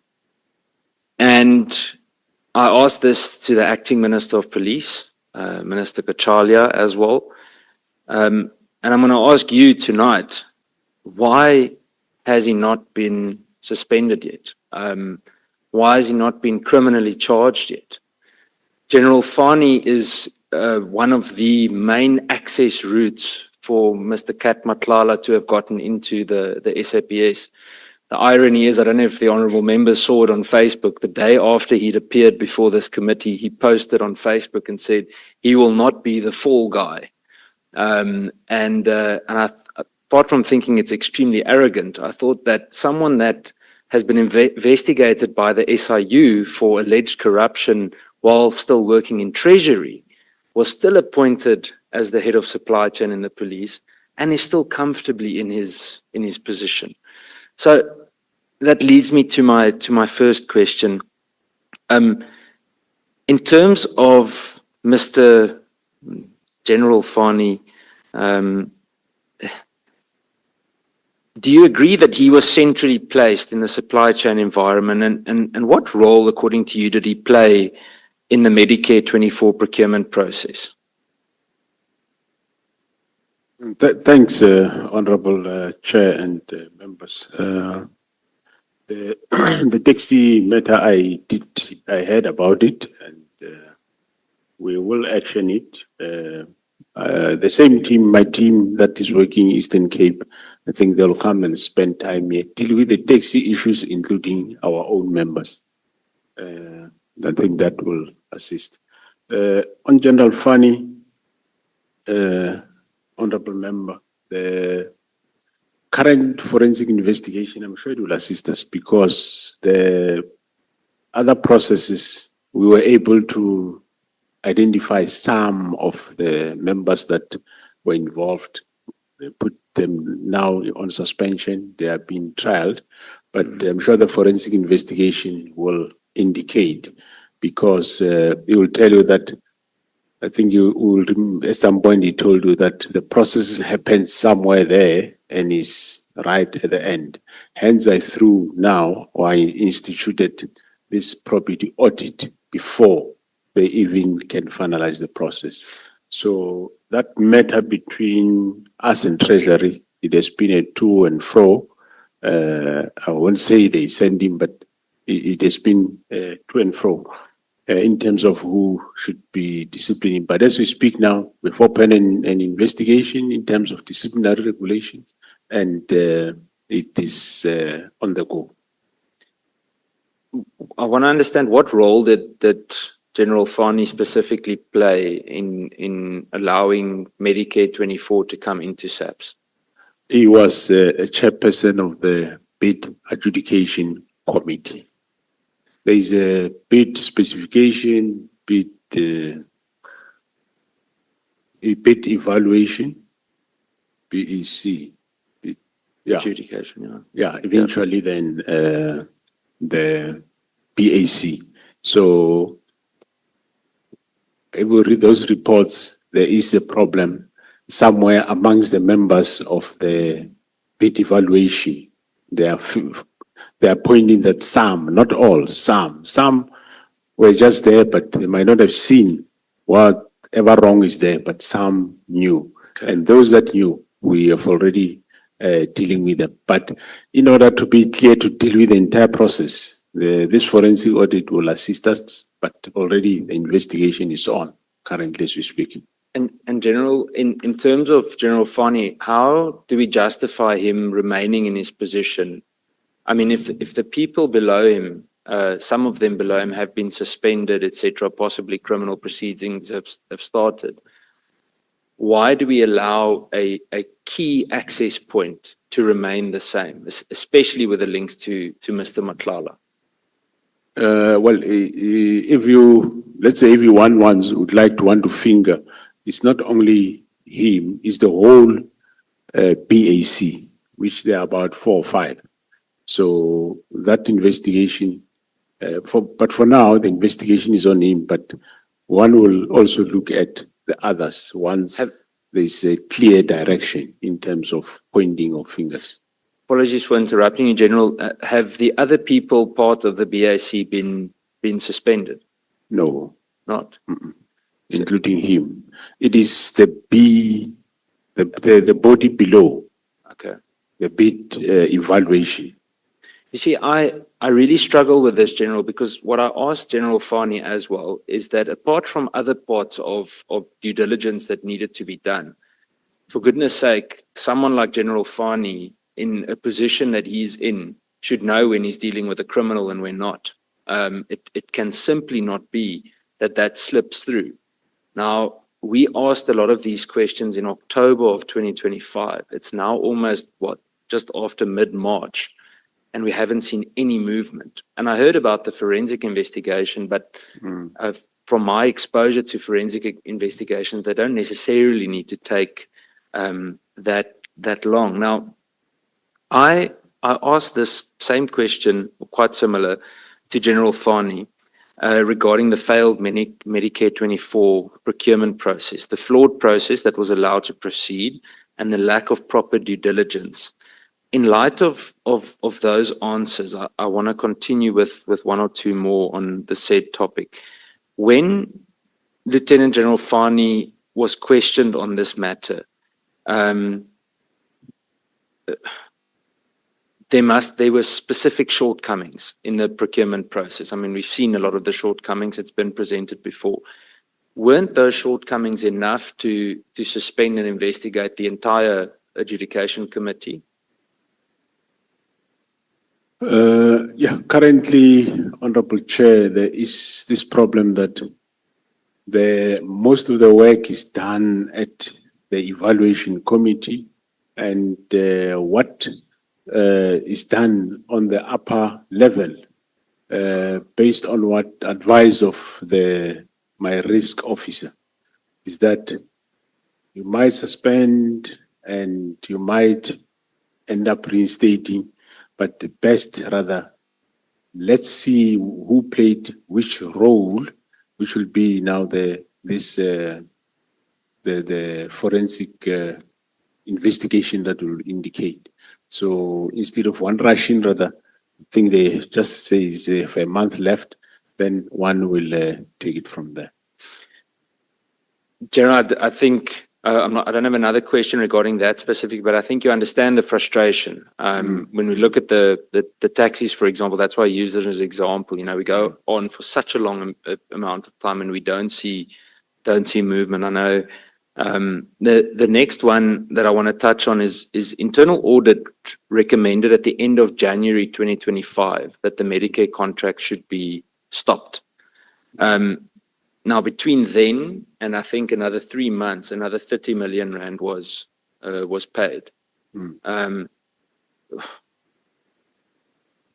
How does this meet with a process where we take taxpayers' money seriously, where we just continue to pay? Can you speak to us on that? Yeah. After receiving that report, we engaged the report, and I said we gonna act on it. There was a meeting with the auditors and legal services, and eventually the advice was, this is a preliminary report. What about if you take action now, then the final report comes different? Then we had to wait for the final report. Eventually, after final report, we engage again risk officers and the legal services. And then we came to a decision that we terminate. General, how can we go about the relevant officers that continued with processing the payments to Medicare 24? Now, I want to go as far as saying they should pay back the money from their own pockets, because now it's 30 million rands down the drain. I think after tonight's examples by the Honourable Shongwe, Honourable James, etc., imagine that 30 million being pushed into an anti-gang unit, for example. It's a very simple comparison that I'm making. When exactly did you receive the recommendation that that Medicare contract should be stopped? It was somewhere, I think, must be beginning April or somewhere there. Now, who else in senior management was informed that the Medicare 24 contract should be halted? Well, obviously, I'm sure the head of supply chain would have been informed, and the head of support services should have knowledge of that, and form part of that meeting. General, I want to just shift slightly sideways to Mr. Kat Matlala. You, prior to these hearings, just to, again, for the record, had you ever met with Mr. Matlala? No. Not. And that includes obviously socially, privately. Yeah, no. At your office, etc. But what I'm saying is, when it comes to photos, I don't know. Many people take photos with me. I don't know them. So, but me meeting him, I've never at any given time. Fair enough. And then I want to move on slightly. I might come back to Mr. Matlala again later. When we move to the issue of senior ranks, and I want to again come to the complacency issue regarding discipline. There's serious concerns that we've raised.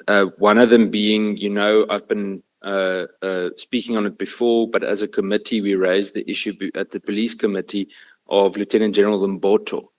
And I know he's at the DPCI, but for that matter, I can reference the sons of Richard Mdluli. Honourable Shongwe mentioned Richard Mdluli. Now, last year, already former Minister Mkhunu acknowledged, he then said there would also be an audit of family members, etc., in the crime intelligence environment. And I have it on good authority that even up until today, Richard Mdluli's son or / sons is still operating in the crime intelligence environment. How do we resolve this? Because I honestly, General, we've mentioned this in the portfolio committee. I've asked questions in Parliament. Several members in the portfolio committee sitting on this committee have also asked the same questions. How do we get resolved? Please advise me.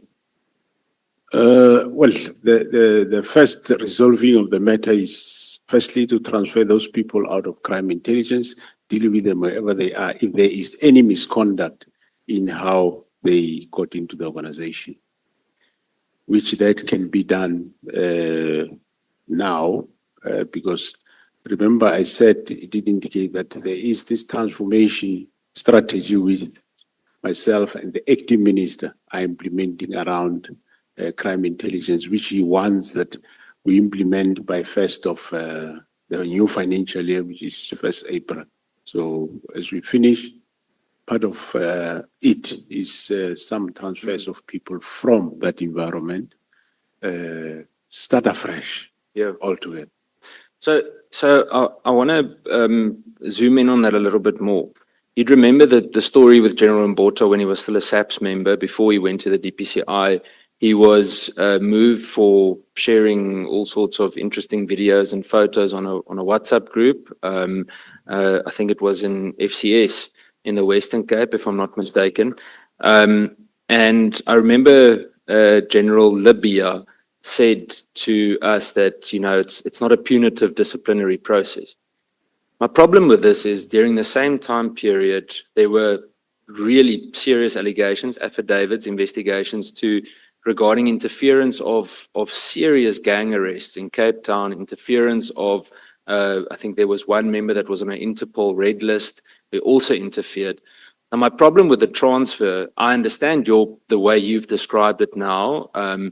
My problem with some of these transferred, like with General Mboto, is he's basically been promoted. He had a break during his suspension. It was more of a sabbatical. And then he was able to just continue in the DPCI. And the irony is not so much from him, but every time one of us says something like this, we usually get some kind of a lawyer's letter, but the truth hurts. How do I navigate this? I know I'm putting you in a tight spot, but can we expect any kind of resolve with someone like General Mboto? Yeah, the Honorable Shongwe mentioned General Khan. Today, there are lots of photos on X doing the rounds of General Khan in the vicinity with the alleged shooter of one of the Madlanga witnesses. You know, it's becoming very, very difficult as to who do we trust? Because us as MPs, I know the Honorable James, I think she drives some police members nuts because of the rate at which, and I say this tongue in cheek, Darlene, but at the rate at which she calls some of these members. But General, humor us. How do we navigate this? I honestly don't know. I mean, General Mboto, we've been speaking about it a lot. General Khan, the amount of times that General Khan has come up in this committee alone, him and General Moodley, and they're still comfortably in SAPS. And respectfully, there's no ways that any general can drive Ferraris, Lamborghinis, and all of these sorts of things on a major general salary. It's physically impossible. Yeah, thanks, Honorable Member, Honorable Chair. Those that, of course, I'm responsible for, I will make sure that as we implement this transformation with the minister, we take care of them. General Mboto, in terms of discipline, is a bit distance away from me in terms of the law that you know. I can't venture into that environment. Sometimes also get frustrated, but I will raise it with the minister. And I'm sure either me or him will give yourself feedback. Thank you. Thank you, General. I think, Chair, if you permit us, I will write a list of these things, and possibly through the committee, we can send a formal request. General, are you comfortable with authorizing an independent audit of crime intelligence appointments between 2010 and 2025? 2010 and 2025. I'll tell you why, rather. The independent audit, the idea is that we can get, even if it's a body like SIU, I think I trust the way SIU operates, Yeah. specifically with a focus on nepotism, irregular promotions, and most of all, integrity vetting. Can we do that? Okay, with those. Yeah, no, I'll check with my legal, I'm sure. It's something that I will come back to you. Okay, I'll add that. General, in terms of the I'm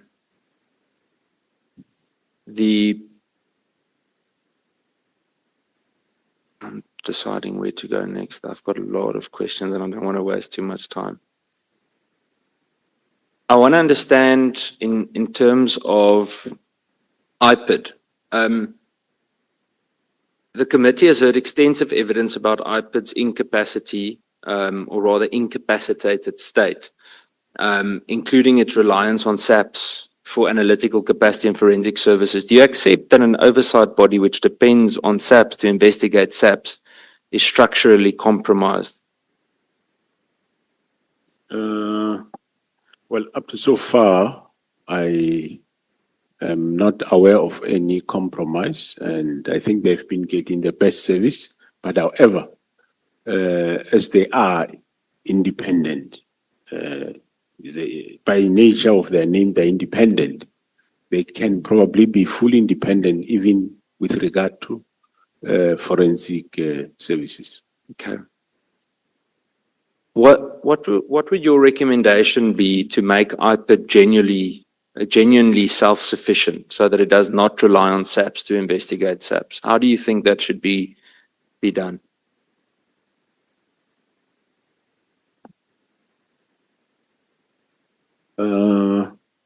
Yeah, I would, it's quite a difficult one. I would say maybe they have a separate forensic capability, which they will be assisting of them, standing independently. So I think possibly that's the way to go, Chair. Okay. Because using private forensics might just pose a challenge for when you go for court purposes. But they can start something independently. Okay. General, something just came to mind. I'm thinking now about the matter regarding General Shabiri and all the noise we've seen around the Madlanga Commission with General Shabiri. Now, from what I understand, there's been movement from the police in KZN, if I'm not mistaken. No, sorry. That is in terms of the Hawks Head in KZN specifically, where SAPS have approached, investigated, seized cell phones, etc. Am I correct? Correct, yes. Why can the same not be done on a national level by SAPS with regards to someone like General Patrick Mboto? Do what with him, maybe? Well, I think as a start to do a proper search and seizure operation. I'm broadcasting it to the country now, so it could be slightly more challenging. But I mean, there's more than enough people that were previously willing to testify, speak. I mean, I know of ground level cops in Cape Town alone that would testify very easily to this day. Why can the same not be done? Why can't SAPS on a national level decide to zoom in on a specific leader in the DPCI, for example, if they see that there's non-action from the DPCI itself? I mean, General Libya did little or nothing to resolve this, just played it down. Is there a possibility that SAPS could actually do that? Can we add that to the list to get an opinion on? Well, in terms of if there is any criminal allegation, yes, we can investigate, but misconduct is a no.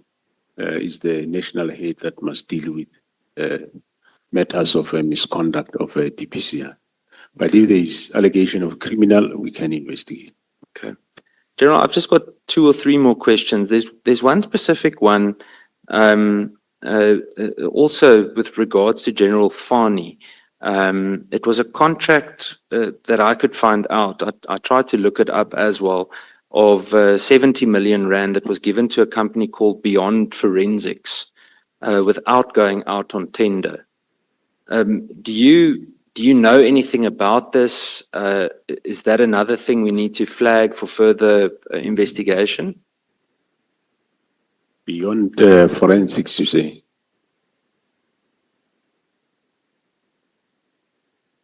Yeah, no. I hear the name for the first time, Honorable Chair, through you. I will inquire into it, or you can include it in the list that you're gonna send to me. Okay, thank you, General. Chair, we will add that to this. I will set up a short document with everything in it. General, one or two last questions, and then I will be finished. I just want to confirm for the record, no further payments have been made to Medicare 24 after the contract was stopped, after that initially, that last 30 million rand. As far as I know, not Honorable Chair, through you, but however, take note, if there is a service that they provided previously, which was not invoiced by law, we supposed to pay that. But as far as I know, not, and I'll go and further inquire further. Okay. I want to ask you, the Sunday of the press briefing by General Kunazi, about I can't remember exactly, the Wednesday or the Thursday before, there were rumors doing the round of a warrant of arrest for General Kunazi, yourself. I think General Kumalo was also on there. Do you know about this? I know there was also, you'd remember we spoke about it in the previous time that you joined us here. We spoke about the one of the news articles. I remember the one that said you were crying in your office or something like that. Now, the short time that I've known you, General, you don't strike me as a crying man. So this isn't to cast doubt on you, but did you know about those rumors at that stage? And do you have more information on that?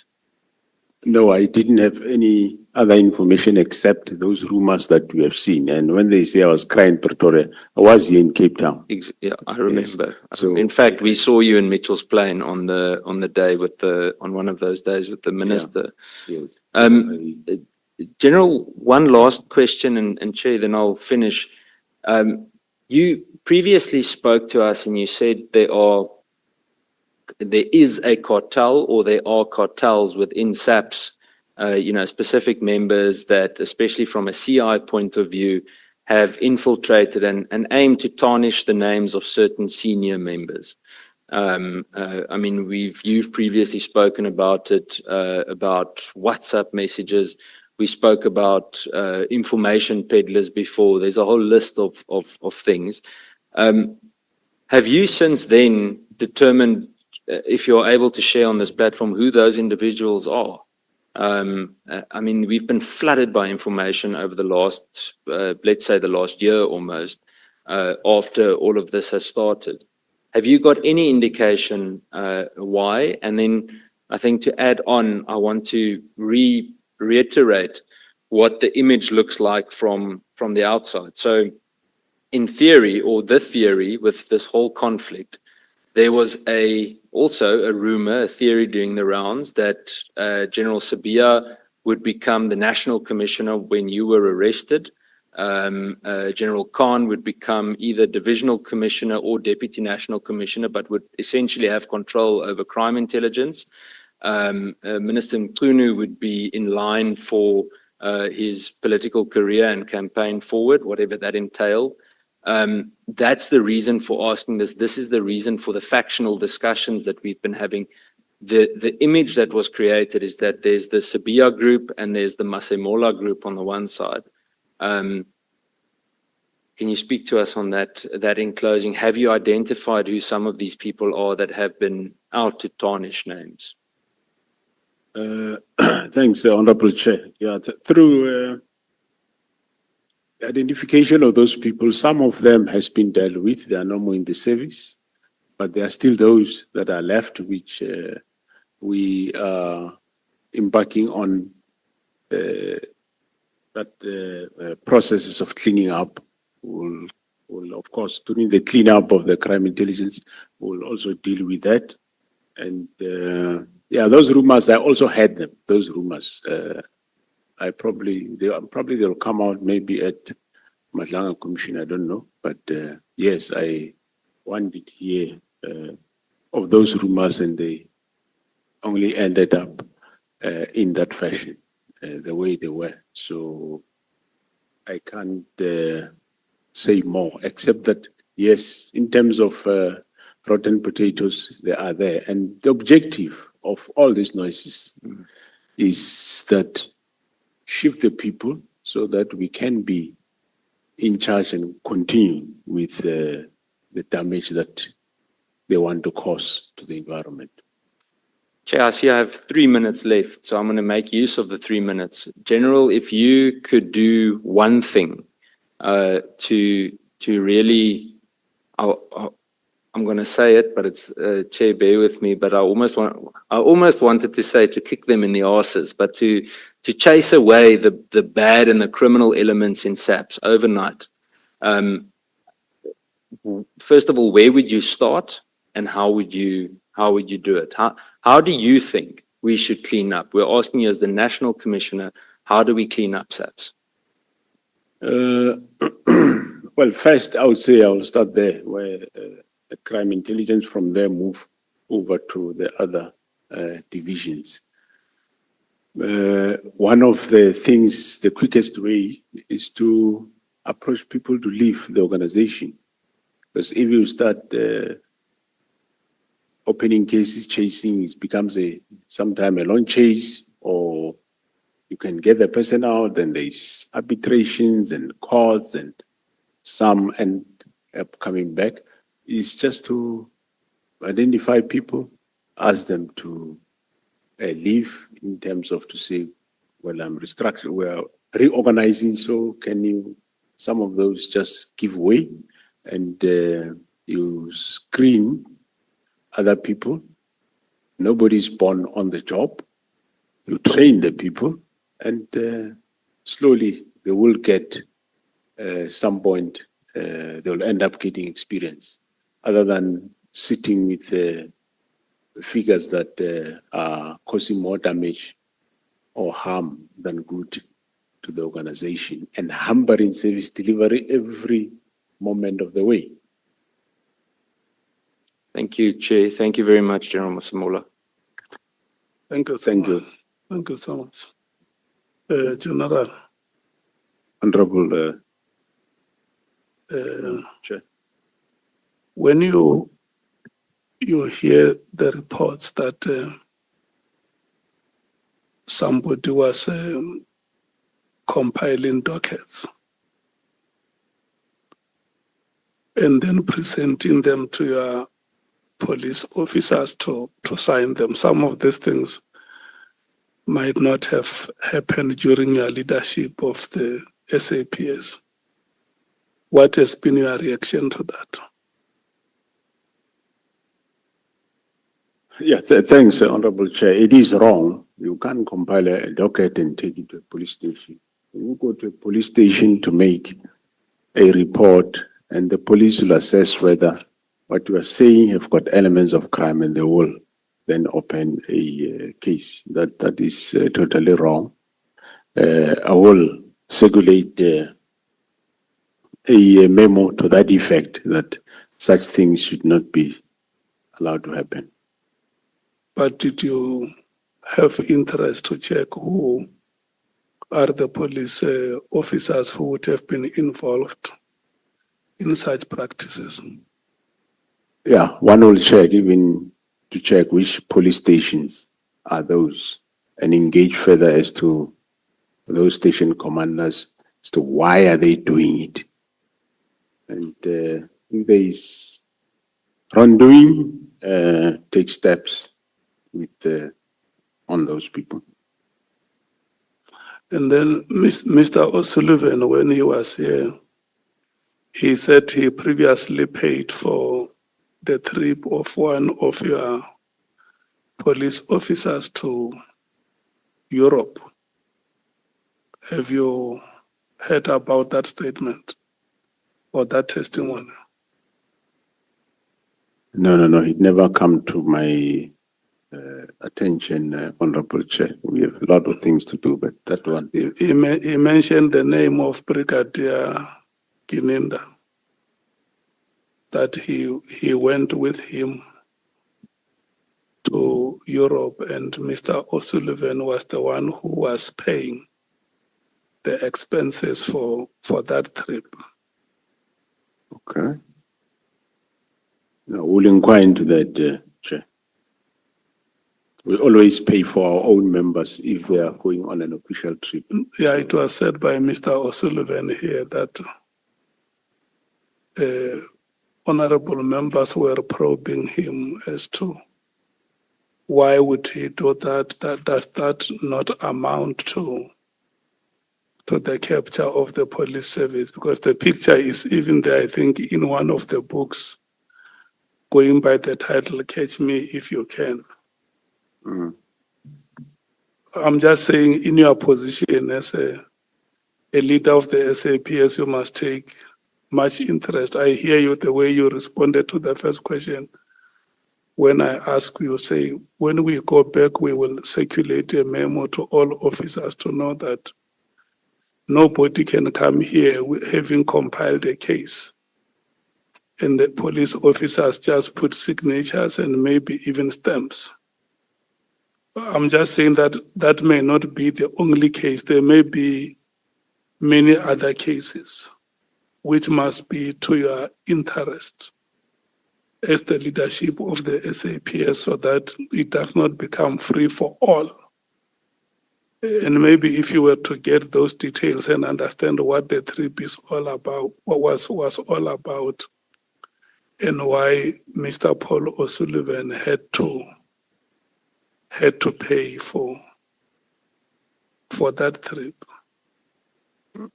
Yeah, and whether, because there should be approval, it can't just happen without approval. We'll go deeper into those details, Chair. And then Mrs. Mashale, when she was here, she spoke about several cases. Number one, she alleges that there is a case of rape against Brigadier Makalake's son in the Free State. And no action is being taken by the SAPS.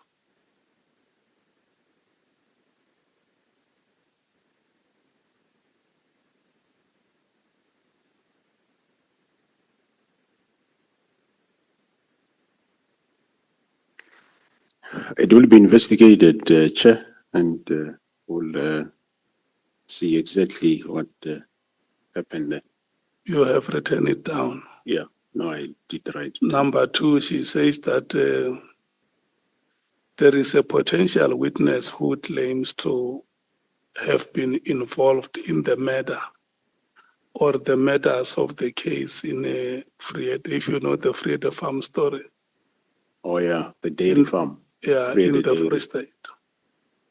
And that witness is prepared to cooperate with the police and give them details of what would have happened to the victims. And that witness is not being given that opportunity, but furthermore, is also incarcerated unlawfully because he has not been charged for these murders. Yeah, I think she might have said the person is in Kronstadt or elsewhere. And sometimes the person may be moved around from one prison to another.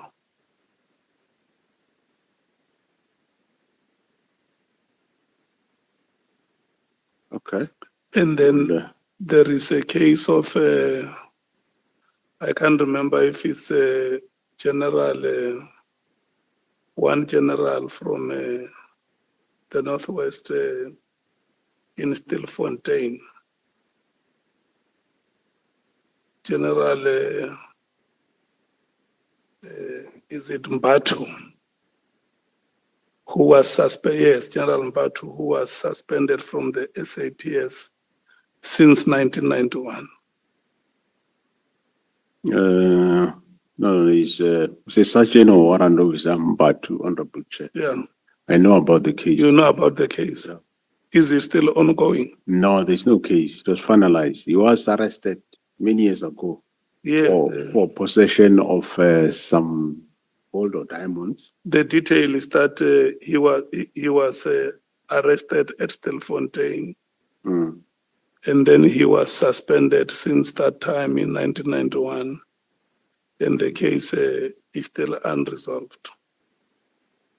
No, the case was resolved, Honorable Chair, but we'll report it to you so that with all the details. As far as I remember, he was arrested. The then Police Act was saying if you get arrested, I think without option of a fine, you are automatically dismissed from the service. So that section applied to him. And then Okay. later he was released, finished his sentence. But what is strange enough, his records of prison are nowhere to be found. And somehow his records at SAPS headquarters about this specific matter also can be found. But people know exactly what happened. Yes. But we will send a report to that effect.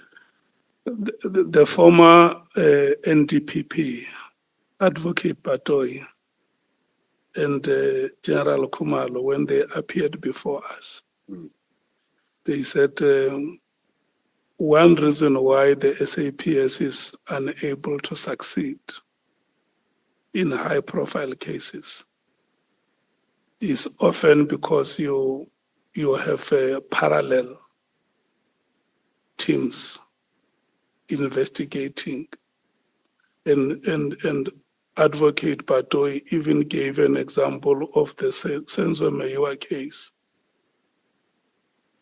that there were parallel teams investigating that matter or that case, working against each other. And the question is, how does it arise that the SAPS under your leadership, Tau, can have multiple teams working in rivalry, but investigating one case?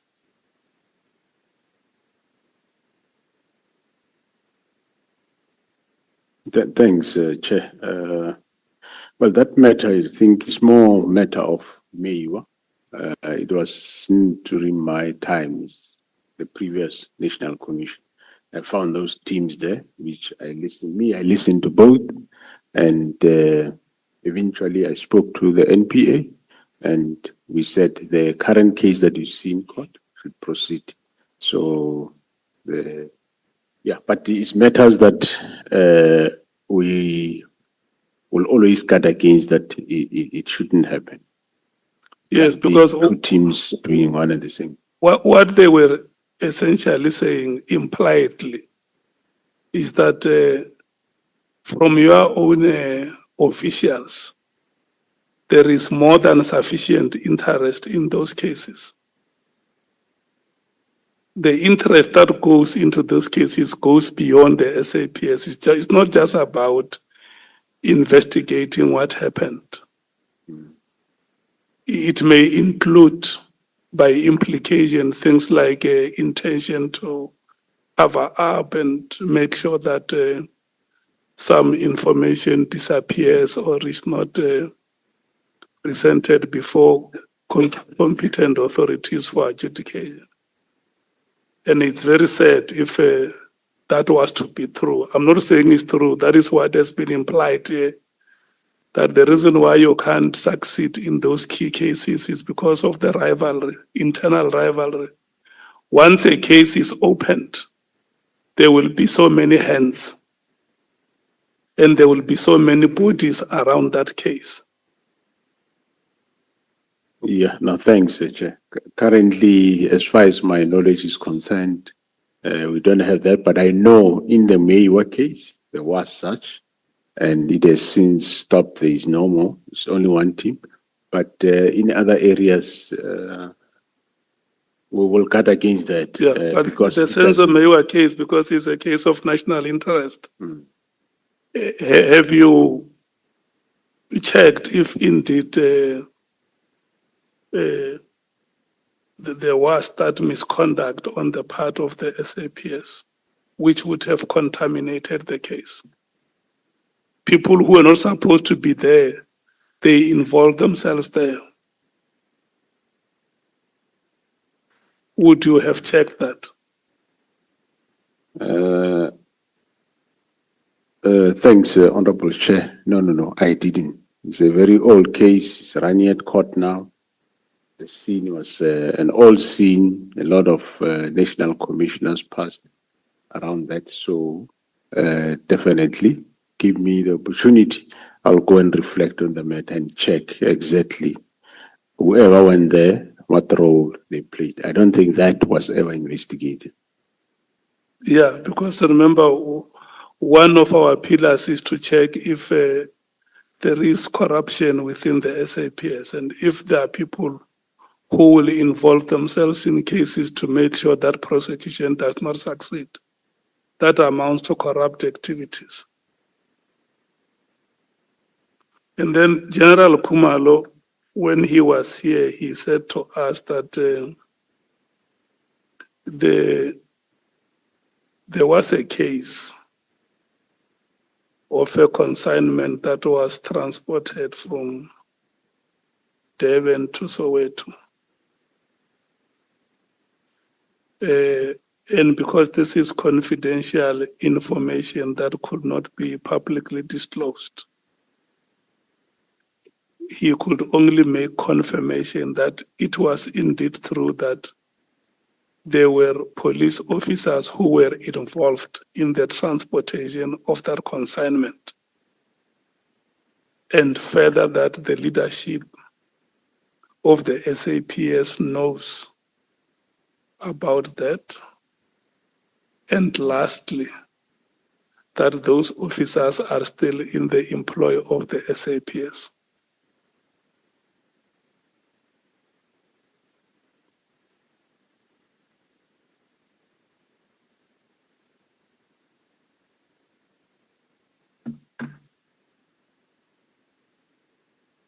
Thanks, Honorable Chair. I'll talk to him about this one because I don't know the details of it. So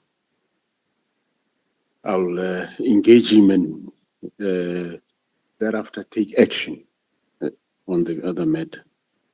And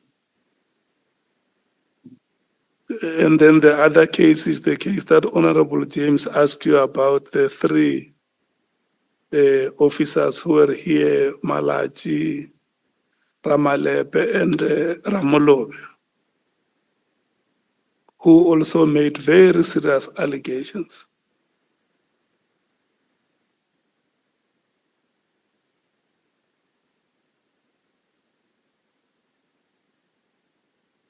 Yeah, thanks. On that one, Chair, I think I did indicate that I got feedback from the people who were investigating the matter last week, Thursday, and I've tasked them to go and do certain matters, certain implementation.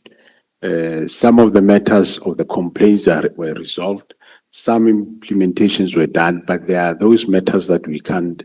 Up to so far, the team couldn't trace whether was the rectification yes or no. So I says, no, go and do it. If there is a need to rectify, you do it. That is the team of the inspectorate. But what I said is I have not yet given these three. I haven't met them. I haven't given them feedback. I will see them this week or next week to give them a progress report. That matter is not finalized because we are going to trace some of those that in the report, there's been many investigations. In the report, there are those that are finalized, but there are those that we can't see whether they are finalized or not. So that progress will be attended. And the the case of the disappearance of Mr. Jerry Bushoka. Yes, Honorable Chair. Where is it?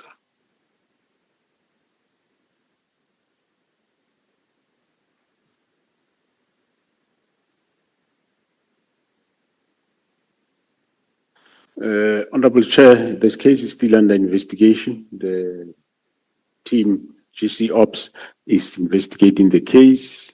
There has been some leads at some point, and they didn't come right, but we have an indication where he might be. So, and that is being investigated. So, Yeah, you know, I'm listing all this. These matters have been presented before us, and you might have heard honorable members also raised some more. I'm listing them because this is the last time you are appearing before us in this ad hoc committee. And tomorrow, General Mkhwanazi will be the last witness to appear before us. And when these matters were raised, they generated a lot of public, but not only public interest, but also raised questions about the SAPS. okay, Chair. And maybe what we can do, because what is important here ultimately is that we should restore public confidence Correct. in the SAPS, that it can take their matters serious. But also ourselves as Parliament, we are obligated by law to demand accountability from yourselves, including other matters that Honorable Cameron would have raised. He said he's going to submit more. I think where you are sitting, it will be advisable for you to say to us, maybe before the lifespan of this committee comes to an end, I have taken down all the issues that all the cases that you have raised.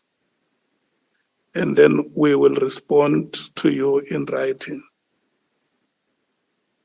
and give you an update on where we are on these matters. If there are issues, we have always been very guarded. Even in our terms of reference, we have said any information that is protected by law, if it has to be given to the committee, that will be done in compliance with the law that is in place. Stay in our terms of reference.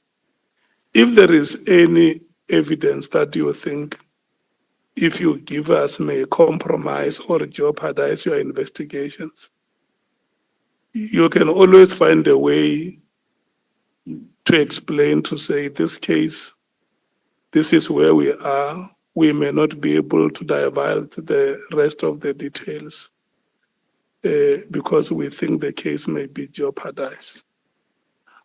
But what is very important is we're raising this so that even beyond the lifespan of this ad hoc committee, the relevant portfolio committee of police must continue to get updates on these matters, on how they are being dealt with.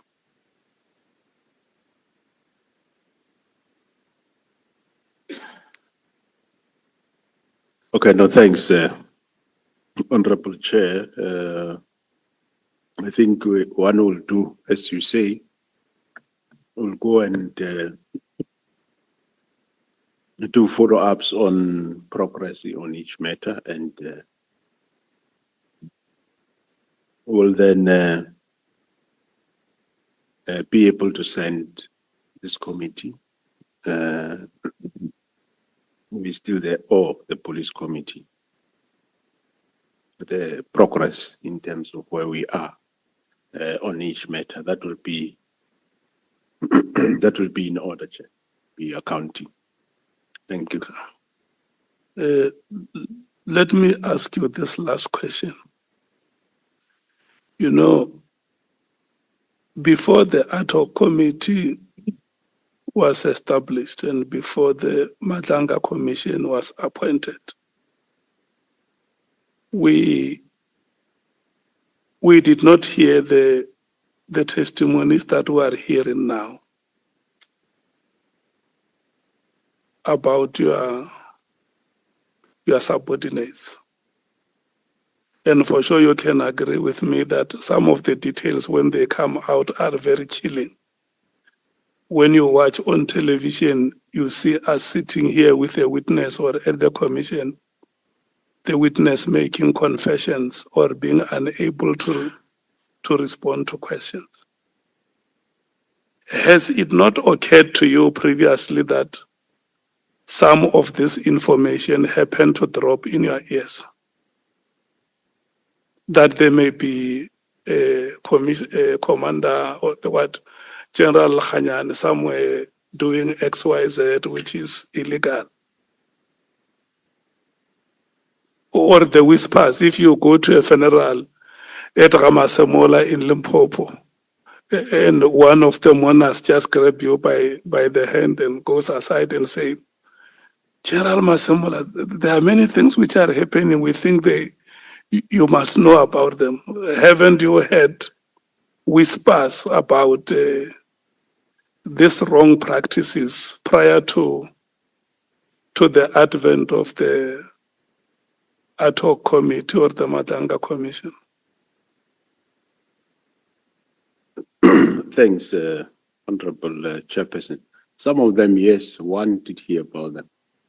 And I initiated the investigation. Most matters, the reason why they ended up being members moving from KwaZulu-Natal to come to Gauteng to do investigations. There is quite a list of investigations that those members were coming to do. And it is for that very reason that you see the success that we have end up now having people behind bars, that people that would have regarded themselves as untouchable. So yes, we do that. And where there is, we pick up something, let's say within our own, actions do get taken. The fact that they were reported here is not to say some of them were never into our focus. They were under investigation. That's why I supported the team. I am the one that approved that, yes, that for objectivity, let scared people from KZN come to Gauteng to come and investigate certain matters that seems to be a problem around Gauteng. So I'm saying that these allegations are about some of your senior officials that you were probably seeing them or meeting with them every day or even sharing entrance and exit doors at work.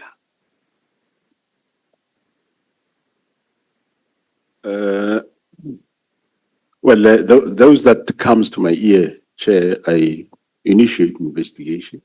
We have, like you have seen, some that has happened.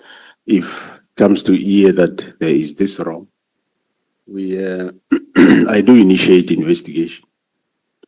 We don't just leave Okay, it. when you look at not yourself per se, but the institutional response of the SAPS, will you say it was timeous? Or were there considerable delays in reacting to these matters, these allegations? Some of them, I would say, there's been considerable delay, yes. But the other issue is, when did we as subs become aware of? Because some of these things, we keep aware of them now. And people will tell you, but this is not a new thing. This thing is an old matter, but it never came to our attention. So when it comes to our attention, we do act. Yeah, because when the ad hoc committee started, we saw a lot of movement, which was not there before. What explains that? Well, All of a sudden, decisions we see agility, we see decisive action on the part of the leadership to say so and so is now on suspension, so and so has been arrested. A case like this one has now been cracked. Why? well, in terms of criminal cases, Honorable Chair, as I explained before, it's because there has been some acceptance from and more improved cooperation from other arms of the state, like your NPA. And in terms of internal investigations, some of these matters, we did not want to rush to do them departmentally before we make a breakthrough criminally. There's quite a lot which one would want really want to say it. It's quite a number of them that we said this will disrupt, but let's do first criminally, and then we will get to the departmental. So that was the plan, but things have changed the way they changed, and the approach is a bit different. The possible vacancies in the position of the national head of the Hawks and the police commissioner, do they have potential to solicit misguided ambitions from your colleagues? If somebody had to know that Masemola will be leaving in the next 6 months or in the next 2 years, or General Levia is leaving now, such opportunities, such vacancies, do they have potential to solicit uncontrollable ambitions? They do. Honorable Chair, they go out, they lobby, they do all sorts of things. And we may end up having wrong people in those positions if there is no due diligence and careful consideration. Yeah, if there is no careful consideration, yes, you will end up with wrong people, or you will end up with cartel. Yes, it's possible.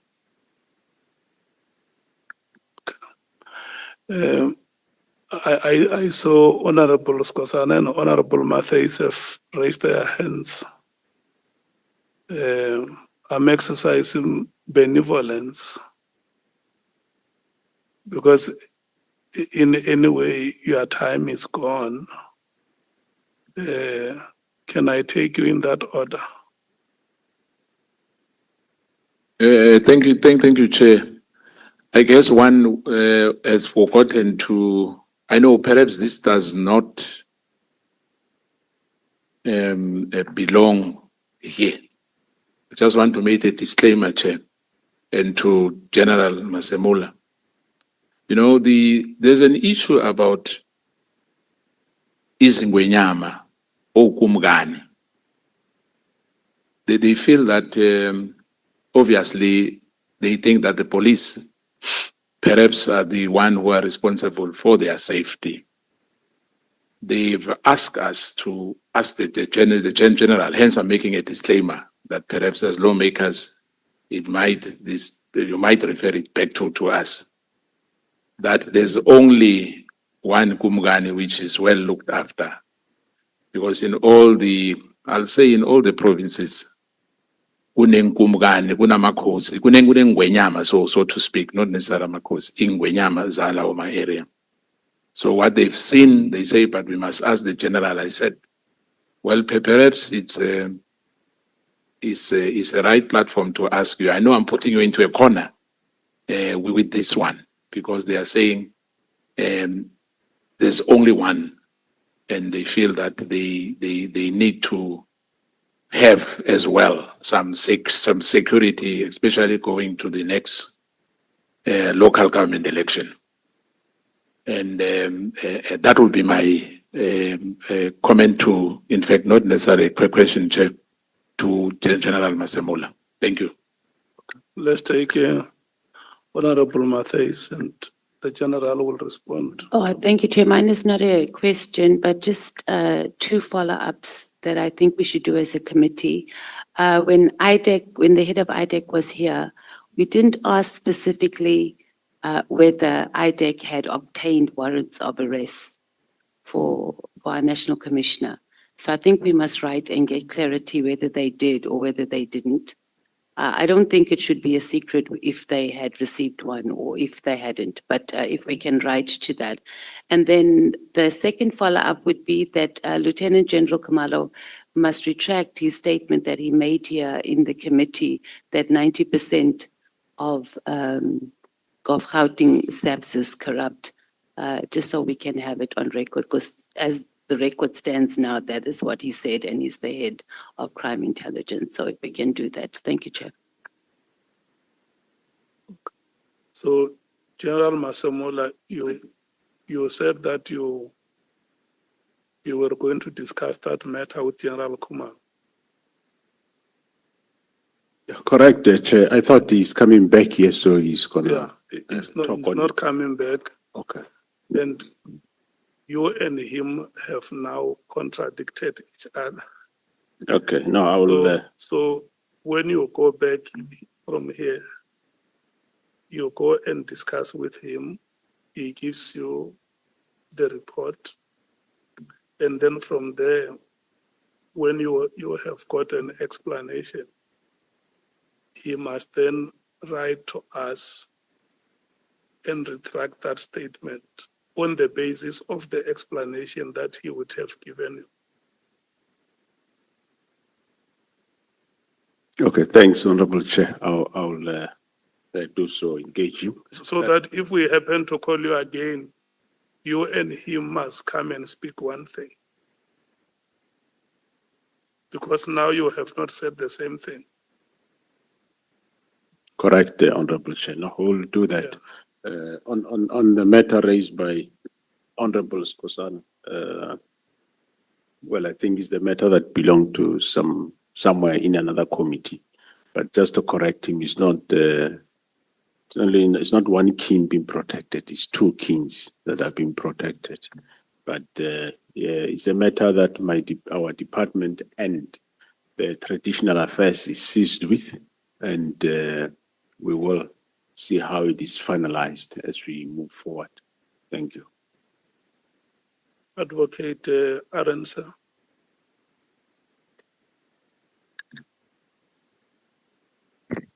Thank you, Honorable Chair, members. General Masemola,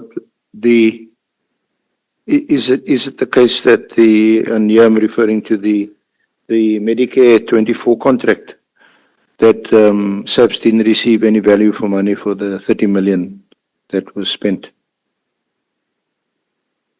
No. We did receive value for money, Honorable Chair. The students that did graduate in December, they are a product of that. So we did receive value. Thank you. So it can't be described or defined as wasteful, fruitless and wasteful expenditure as defined in the PFMA? No. It don't fit that description because we did get value. Well, of course, after fights, it wasn't a smooth sail. There has to be a fight to get the service. And we did get service and value. It can be described as fruitless and wasteful. No. Now, would it be fair to say that up until the time that Minister Mkhunu raised the issue of the contract or the unlawfulness, or at that time the alleged unlawfulness of the contract, when he raised it on the 24th of December 2024, it wasn't something that concerned you, the issue of the award of a contract? No, I didn't have any issues on it. And of course, remember, Honorable Chair, I'm not aware of all these contracts that are being signed. There are various people that are working in that environment. So yes, I wasn't aware of any problem or wrongdoing. The only area I became aware of is an issue of service delivery. They did indicate to me, and I said, then they must meet the service provider and deal with the matter, which they did meet and dealt with the matter. Did you know that the Minister Mkhunu was going to raise it in the meeting on the 24th? Did he tell you in advance, or did he just call you to a meeting? No, he did indicate that he wanted us to meet, and we meet on that specific matter. Because the News 24 reported on the contract on the 20th of December already. Did you see it? Did you read the article and the allegations made about Kat Matlala and the fact that he was a beneficiary? No, I didn't see it.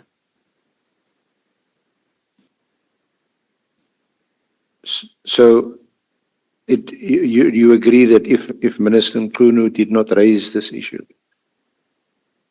the contract may well not have been set aside or cancelled or terminated? Well, it could have been that possibility, or somebody could have raised it, because normally our communication raise those matters. They do flag those matters as and when the days. Once a week, we have a meeting where they raise those things. So after Minister Mkhunu raised the issue of the contract, and by the way, was General Fani in that meeting? Correct. Since he indicated he was going to raise the issue. Yes. Yeah. What was General Fani's view? What did he tell you? Did you ask him and say, look, this is now being raised by the minister? What do you say? Well, the agreement at that meeting was that, well, they know about the contract, they don't know about any of the irregularities. And I said, okay, now I'm going to put internal audit to audit the contract. So at that point, certainly, General Fani was still defending the contract and that it was lawfully awarded. Yeah, no, they did say that as far as they know, the process was correct. Because that was also his approach before this honorable committee when he gave evidence. He insisted that he didn't see anything wrong with the award of the contract. But it's only when my colleague, who's sadly no longer with us, Ms. Sikalala, Advocate Sikalala, was leading his evidence, when she raised several aspects that's in the internal audit report, which showed the flaws in the process, which in terms of that report didn't have anything to do with Mr. Matlala. They were just shortcomings in the usual bid evaluation, bid adjudication process. And he subsequently had to concede that the process was flawed. Did you read the internal report yourself, the audit report? Yeah, I did read it, Honorable Chair.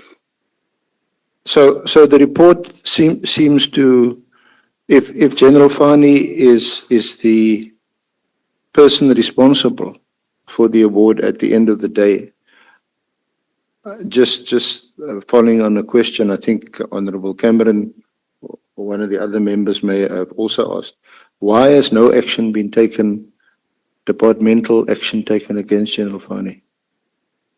I did say, Honorable Chair, that there is currently investigation pending against him. One's supposed to look all the other members, but what I was saying is the advice that I got is let's get the risk forensic investigation report first. But there is investigation current as you speak against the letter. Thank you. There were 3 members of South African Police Union. They may be, well, both of Pop Crew and SAPU, who testified here jointly, 3 of them, Ramolepi, Ramolobi, and Malachi. You recall those names? I think you may have even had a meeting with them. They made some serious allegations. And they were all in the Forensic Science Services section. Theft of drugs, I'm just looking at the affidavit, theft of drugs at the lab, theft of rhino horn, sexual harassment, irregular appointment, irregular payment of scarce skills allowance, maladministration and victimization. And in fact, almost out of desperation, they came here because this is what they said in their affidavit.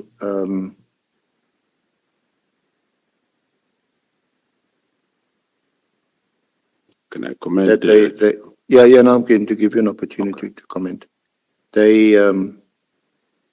It was after the press conference of General Nkonazi on the 6th of July that they decided to request to appear before this honorable committee. Now, there's a letter. There's a letter. No, where's the letter where General Nkonazi Masemola? You may recall that you had appointed General Jacobs to do an investigation into these allegations. And the report has been finalized on the 31st of October last year. And I had requested Major General van Rooyen to make the report available to us. We haven't received it because, as she described it, you were waiting for input from other sections or divisions. Okay. This is the letter that you wrote on the 18th of July last year. Complaints against South African Police Service, victimization, Division Detectives and Forensic Services. On the 16th of July 2025, the National Commissioner met with the officers from Forensic Services, Colonel Ramalobi, Captain Ramalepi, and Captain Malachi from Legal Services. The above complainants allege victimization as they are denied legal protection for being whistleblowers in a 2011 case, which led to dismissal of one senior officer within Forensic Services. The complainant further alleges they lodged grievances which they not handled accordingly. In addition, the complainants allege non-accountability of exhibits within the component. It is on this note that Lieutenant General Jacobs is requested to establish a team to investigate the above allegations. The complainants allege to have evidence in support of the allegations, which is in 2 lever arch files, and we were advised to hand such files to you. It is advisable that you and the identified investigating team members to engage with the above complainants. It would be appreciated if the consolidated report could reach the office of the National Commissioner on or before the 30th of August 2025. And this is your letter addressed to Major General Sabola, the Divisional Commissioner Inspectorate. Now we know that the report has been finalized. Is there any reason other than the reasons that Major General van Rooyen gave us why the report is not available? Or can you tell us what's in the report? Thanks, Honorable Chair. As I indicated earlier, the report has been finalized. I have considered the report. The team of actually General Jacobs ended up not doing it, but it was General Hanka that did that. They briefed me about the report. That's where I said this specific matter was investigated more than 5 times since its inception from 2011. Some of those matters has been resolved. Some are outstanding. Some we don't know whether they were attended, yes or no. But however, I said the current team of inspectorate that were assisting me, they must go back because it's investigation on top of investigation. They must go back, verify. I know there is somebody who is in prison for stealing drugs and right on, or the person is out by now, which means there were consequences. But some of the matters, and there was that senior manager talk of was disciplined and dismissed from the service. And subsequently, the person went through arbitration, CCMA, whatever, and is back at work. But some of those matters, I'm saying, we can't detect whether there were any finality in it. And so hence I said to the team that briefed me last week that they implement corrective measures on this same report. So the report that I considered, I can make it available to you as early as by tomorrow. Yeah, no, thank you very much, General. I think that will be much appreciated because from a whole line of questioning from the honorable members, there's a concern about there not being any what they call consequent management. Okay. There seems to be no repercussions. Wrongdoing is reported, even investigated, like in this case. But what is anybody being held to account? Because these 3 officers, they had also made allegations against General Pashlani at the time because they were in Forensic Services Division, and he actually sued them successfully for defamation. So their complaint is also that when they wanted to challenge the decision, and apparently they did appeal, because I think a monetary amount was awarded to General Pashlani. So the case is probably still on appeal, but they weren't getting any assistance from SAPS. Well, every case, Honorable Chair, gets looked at to its own merit, whether you qualify for legal assistance, yes or no. And if you don't qualify, there is no way you can make it that you qualify. So probably that's one of the matters. But however, the crux of the whole investigation, as I said, some matters have been dealt with. Some, I don't know whether they were dealt with because this matter come from 2011. So hence I said this team must now go into this matter and rectify everything that is in there. Because even them, some of them, they are accused of whatever. But it will be part of the whole investigation. But I will make that report to you by tomorrow. Now, talking about legal fees, not our legal fees, but legal fees. General Vuma had complained about how long it took for her to be suspended, and then eventually she retired. Now, the reason appears to be that the issue was about the IPID subpoena. And she certainly was of the view, I'm not sure whether she took legal advice, was this subpoena is not valid and she is not going to comply. Because I think that is what you charged her with subsequently, for failing to comply with the IPID subpoena. Correct. So that case took 2 years. That's what ended up in the Constitutional Court. Well, the Constitutional Court wasn't a case. There was an application from the Supreme Court of Appeal for leave to appeal, because there's no automatic right of appeal to the Constitutional Court. So they applied for leave to appeal, and that was dismissed. And I think subsequently, you then suspended her. So the question is, that case involved SEPS versus IPID. Presumably, SEPS paid the legal expenses for those cases in the High Court, the Supreme Court of Appeal, and then an application for leave to appeal to the Constitutional Court. Correct. And then, quite frankly, all that happened afterwards, General Wuma suspended and eventually she's retired. Those legal costs have not been recovered or recouped.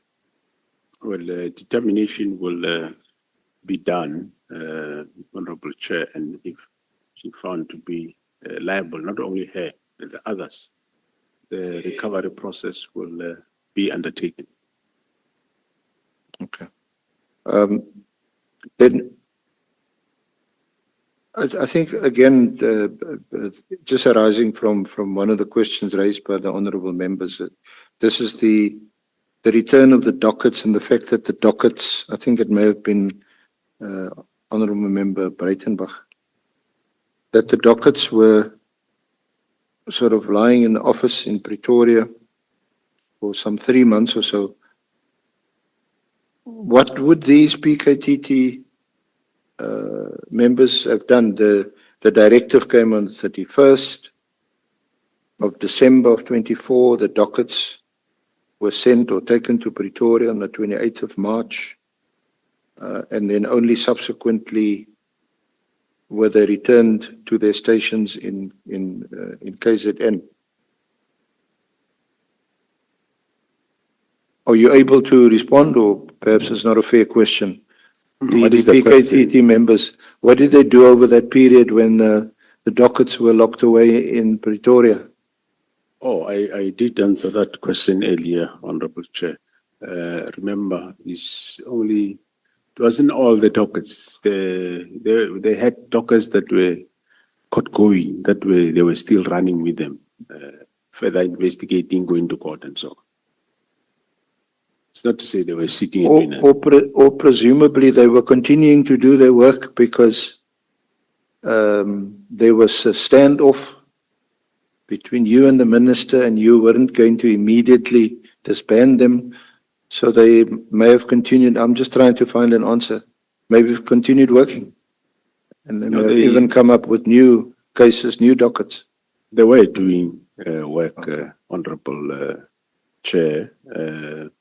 Hence, remember the Mandini case also that added on there.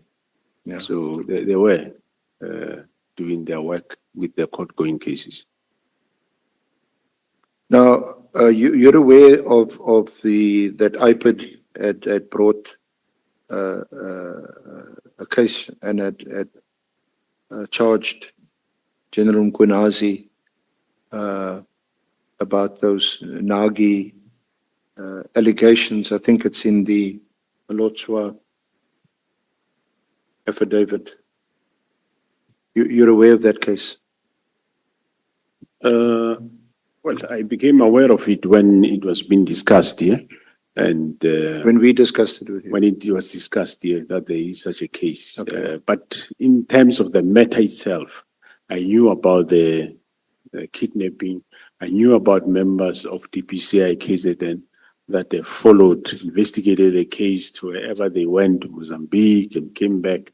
And but I'm not aware of the physical involvement of General Mkhwanazi. However, I'm sure IPID will give me a report to that effect.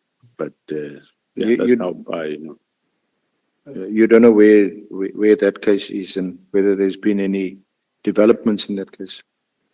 I'll inquire from IPID because I heard about the case now recently yesterday. I'll inquire from IPID as to what happened to that case. Now, just a last aspect for your comment. But the member, I think the member himself, I think Sergeant Mlot also, I think he's on suspension as we speak. there is some departmental case against him for all the things that he was involved in. Now, given the structure of IPID and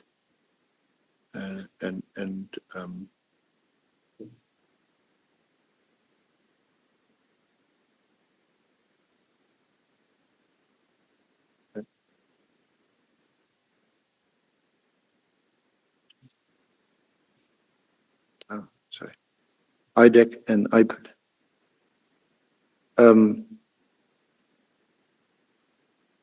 The evidence thus far about, and they certainly, Advocate Johnson testified on behalf of IDEC, and we know IDEC arrested Lieutenant General Kumalo based on a complaint or case opened by Honorable Adams. But it seems to me that both IPID and IDEC doesn't inspire much confidence. And given that this honorable committee is also looking at restoring trust in our law enforcement agencies, and they plus you acknowledge that they play such a key role in terms of certainly ensuring that South African police services, that their members conduct themselves in terms or in accordance with the rule of law and their code of conduct, etc. So I'm just putting to you that what we've heard thus far doesn't inspire much confidence given what appears to be differences, different groups, whatever you want to call them, factions, groups within the South African police services. Because there seems to be a tendency then to weaponize one against the other, and to do that you use IPID or you use/influence IDEC.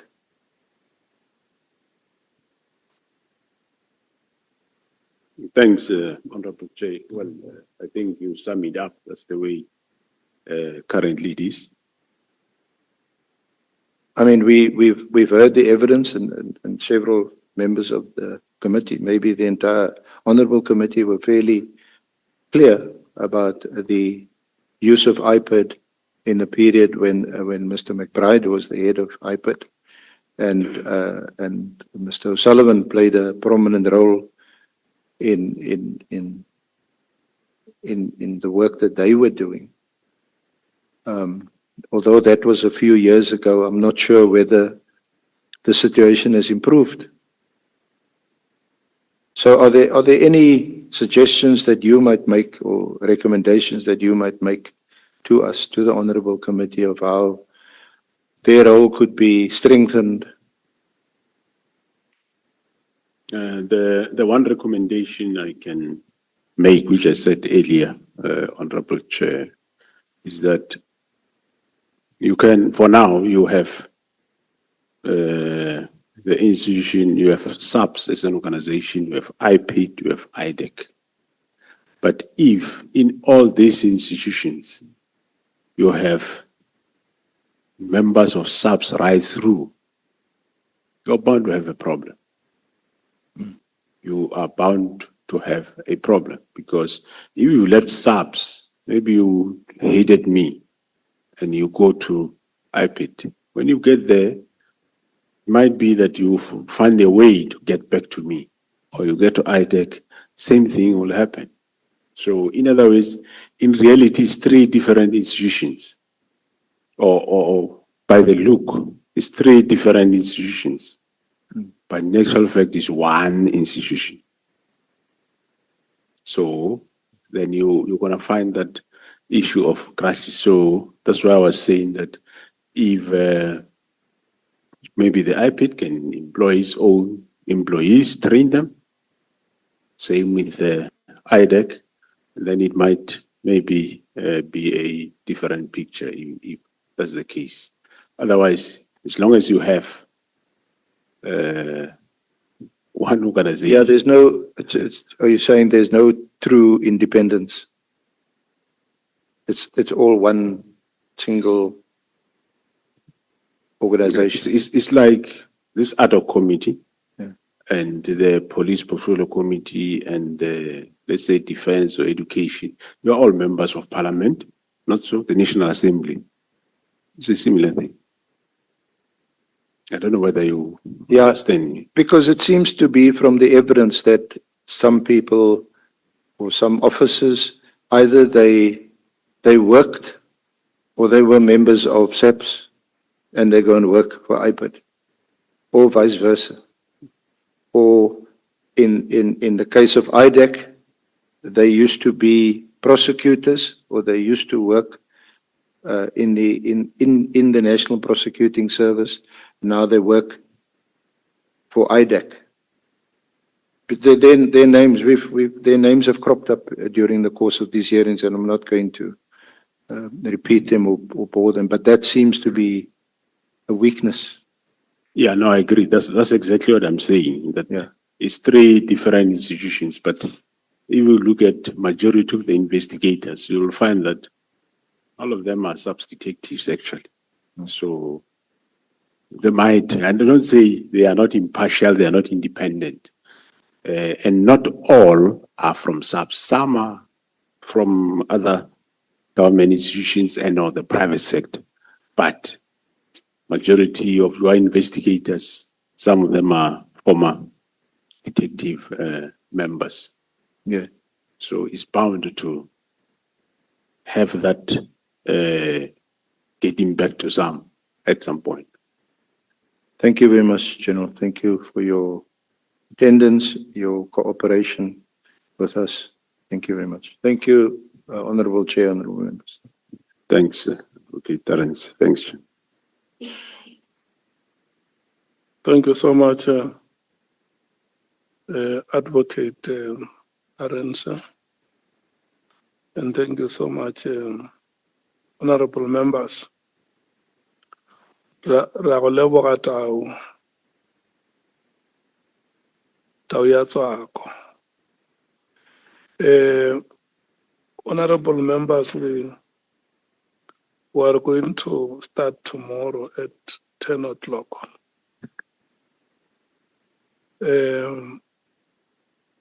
Our witness tomorrow is General Mukwanas. We have distributed the documents for tomorrow, and we will also be distributing the responses from the presidency.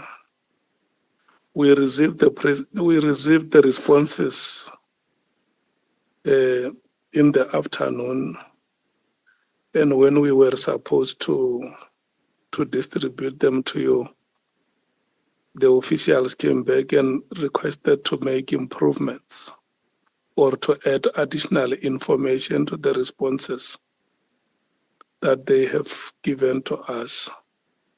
And then we allowed them to add that additional information so that they become comprehensive. So they have resubmitted, and you will get those responses for you to individually study them and check if all your questions have been answered.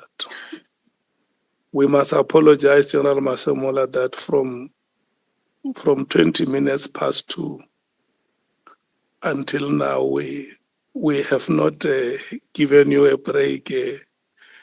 Tau mudikana khwela mphatong khomo ya moradi khwela shake. Honorable members,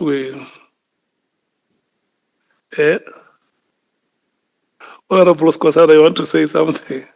Chair, I was just saying that I didn't see the general for lunch. I guess you should invite her for dinner for keeping him for so long. Thank you, Chair. Did you go there? When you went there, why didn't you invite him? I've invited him already and his team. Thank you, Chair. Okay. Thank you so much. I know, honorable members, that it is unusual to come to the end of our proceedings at this time of the day. I can see that this is the time when the locomotive gathers more momentum, but unfortunately we have come to the end of the proceedings. I'm going to request you to stand up and leave the chambers. We will meet here tomorrow at 10 o'clock. It's here, Bonanen. Thank you so much.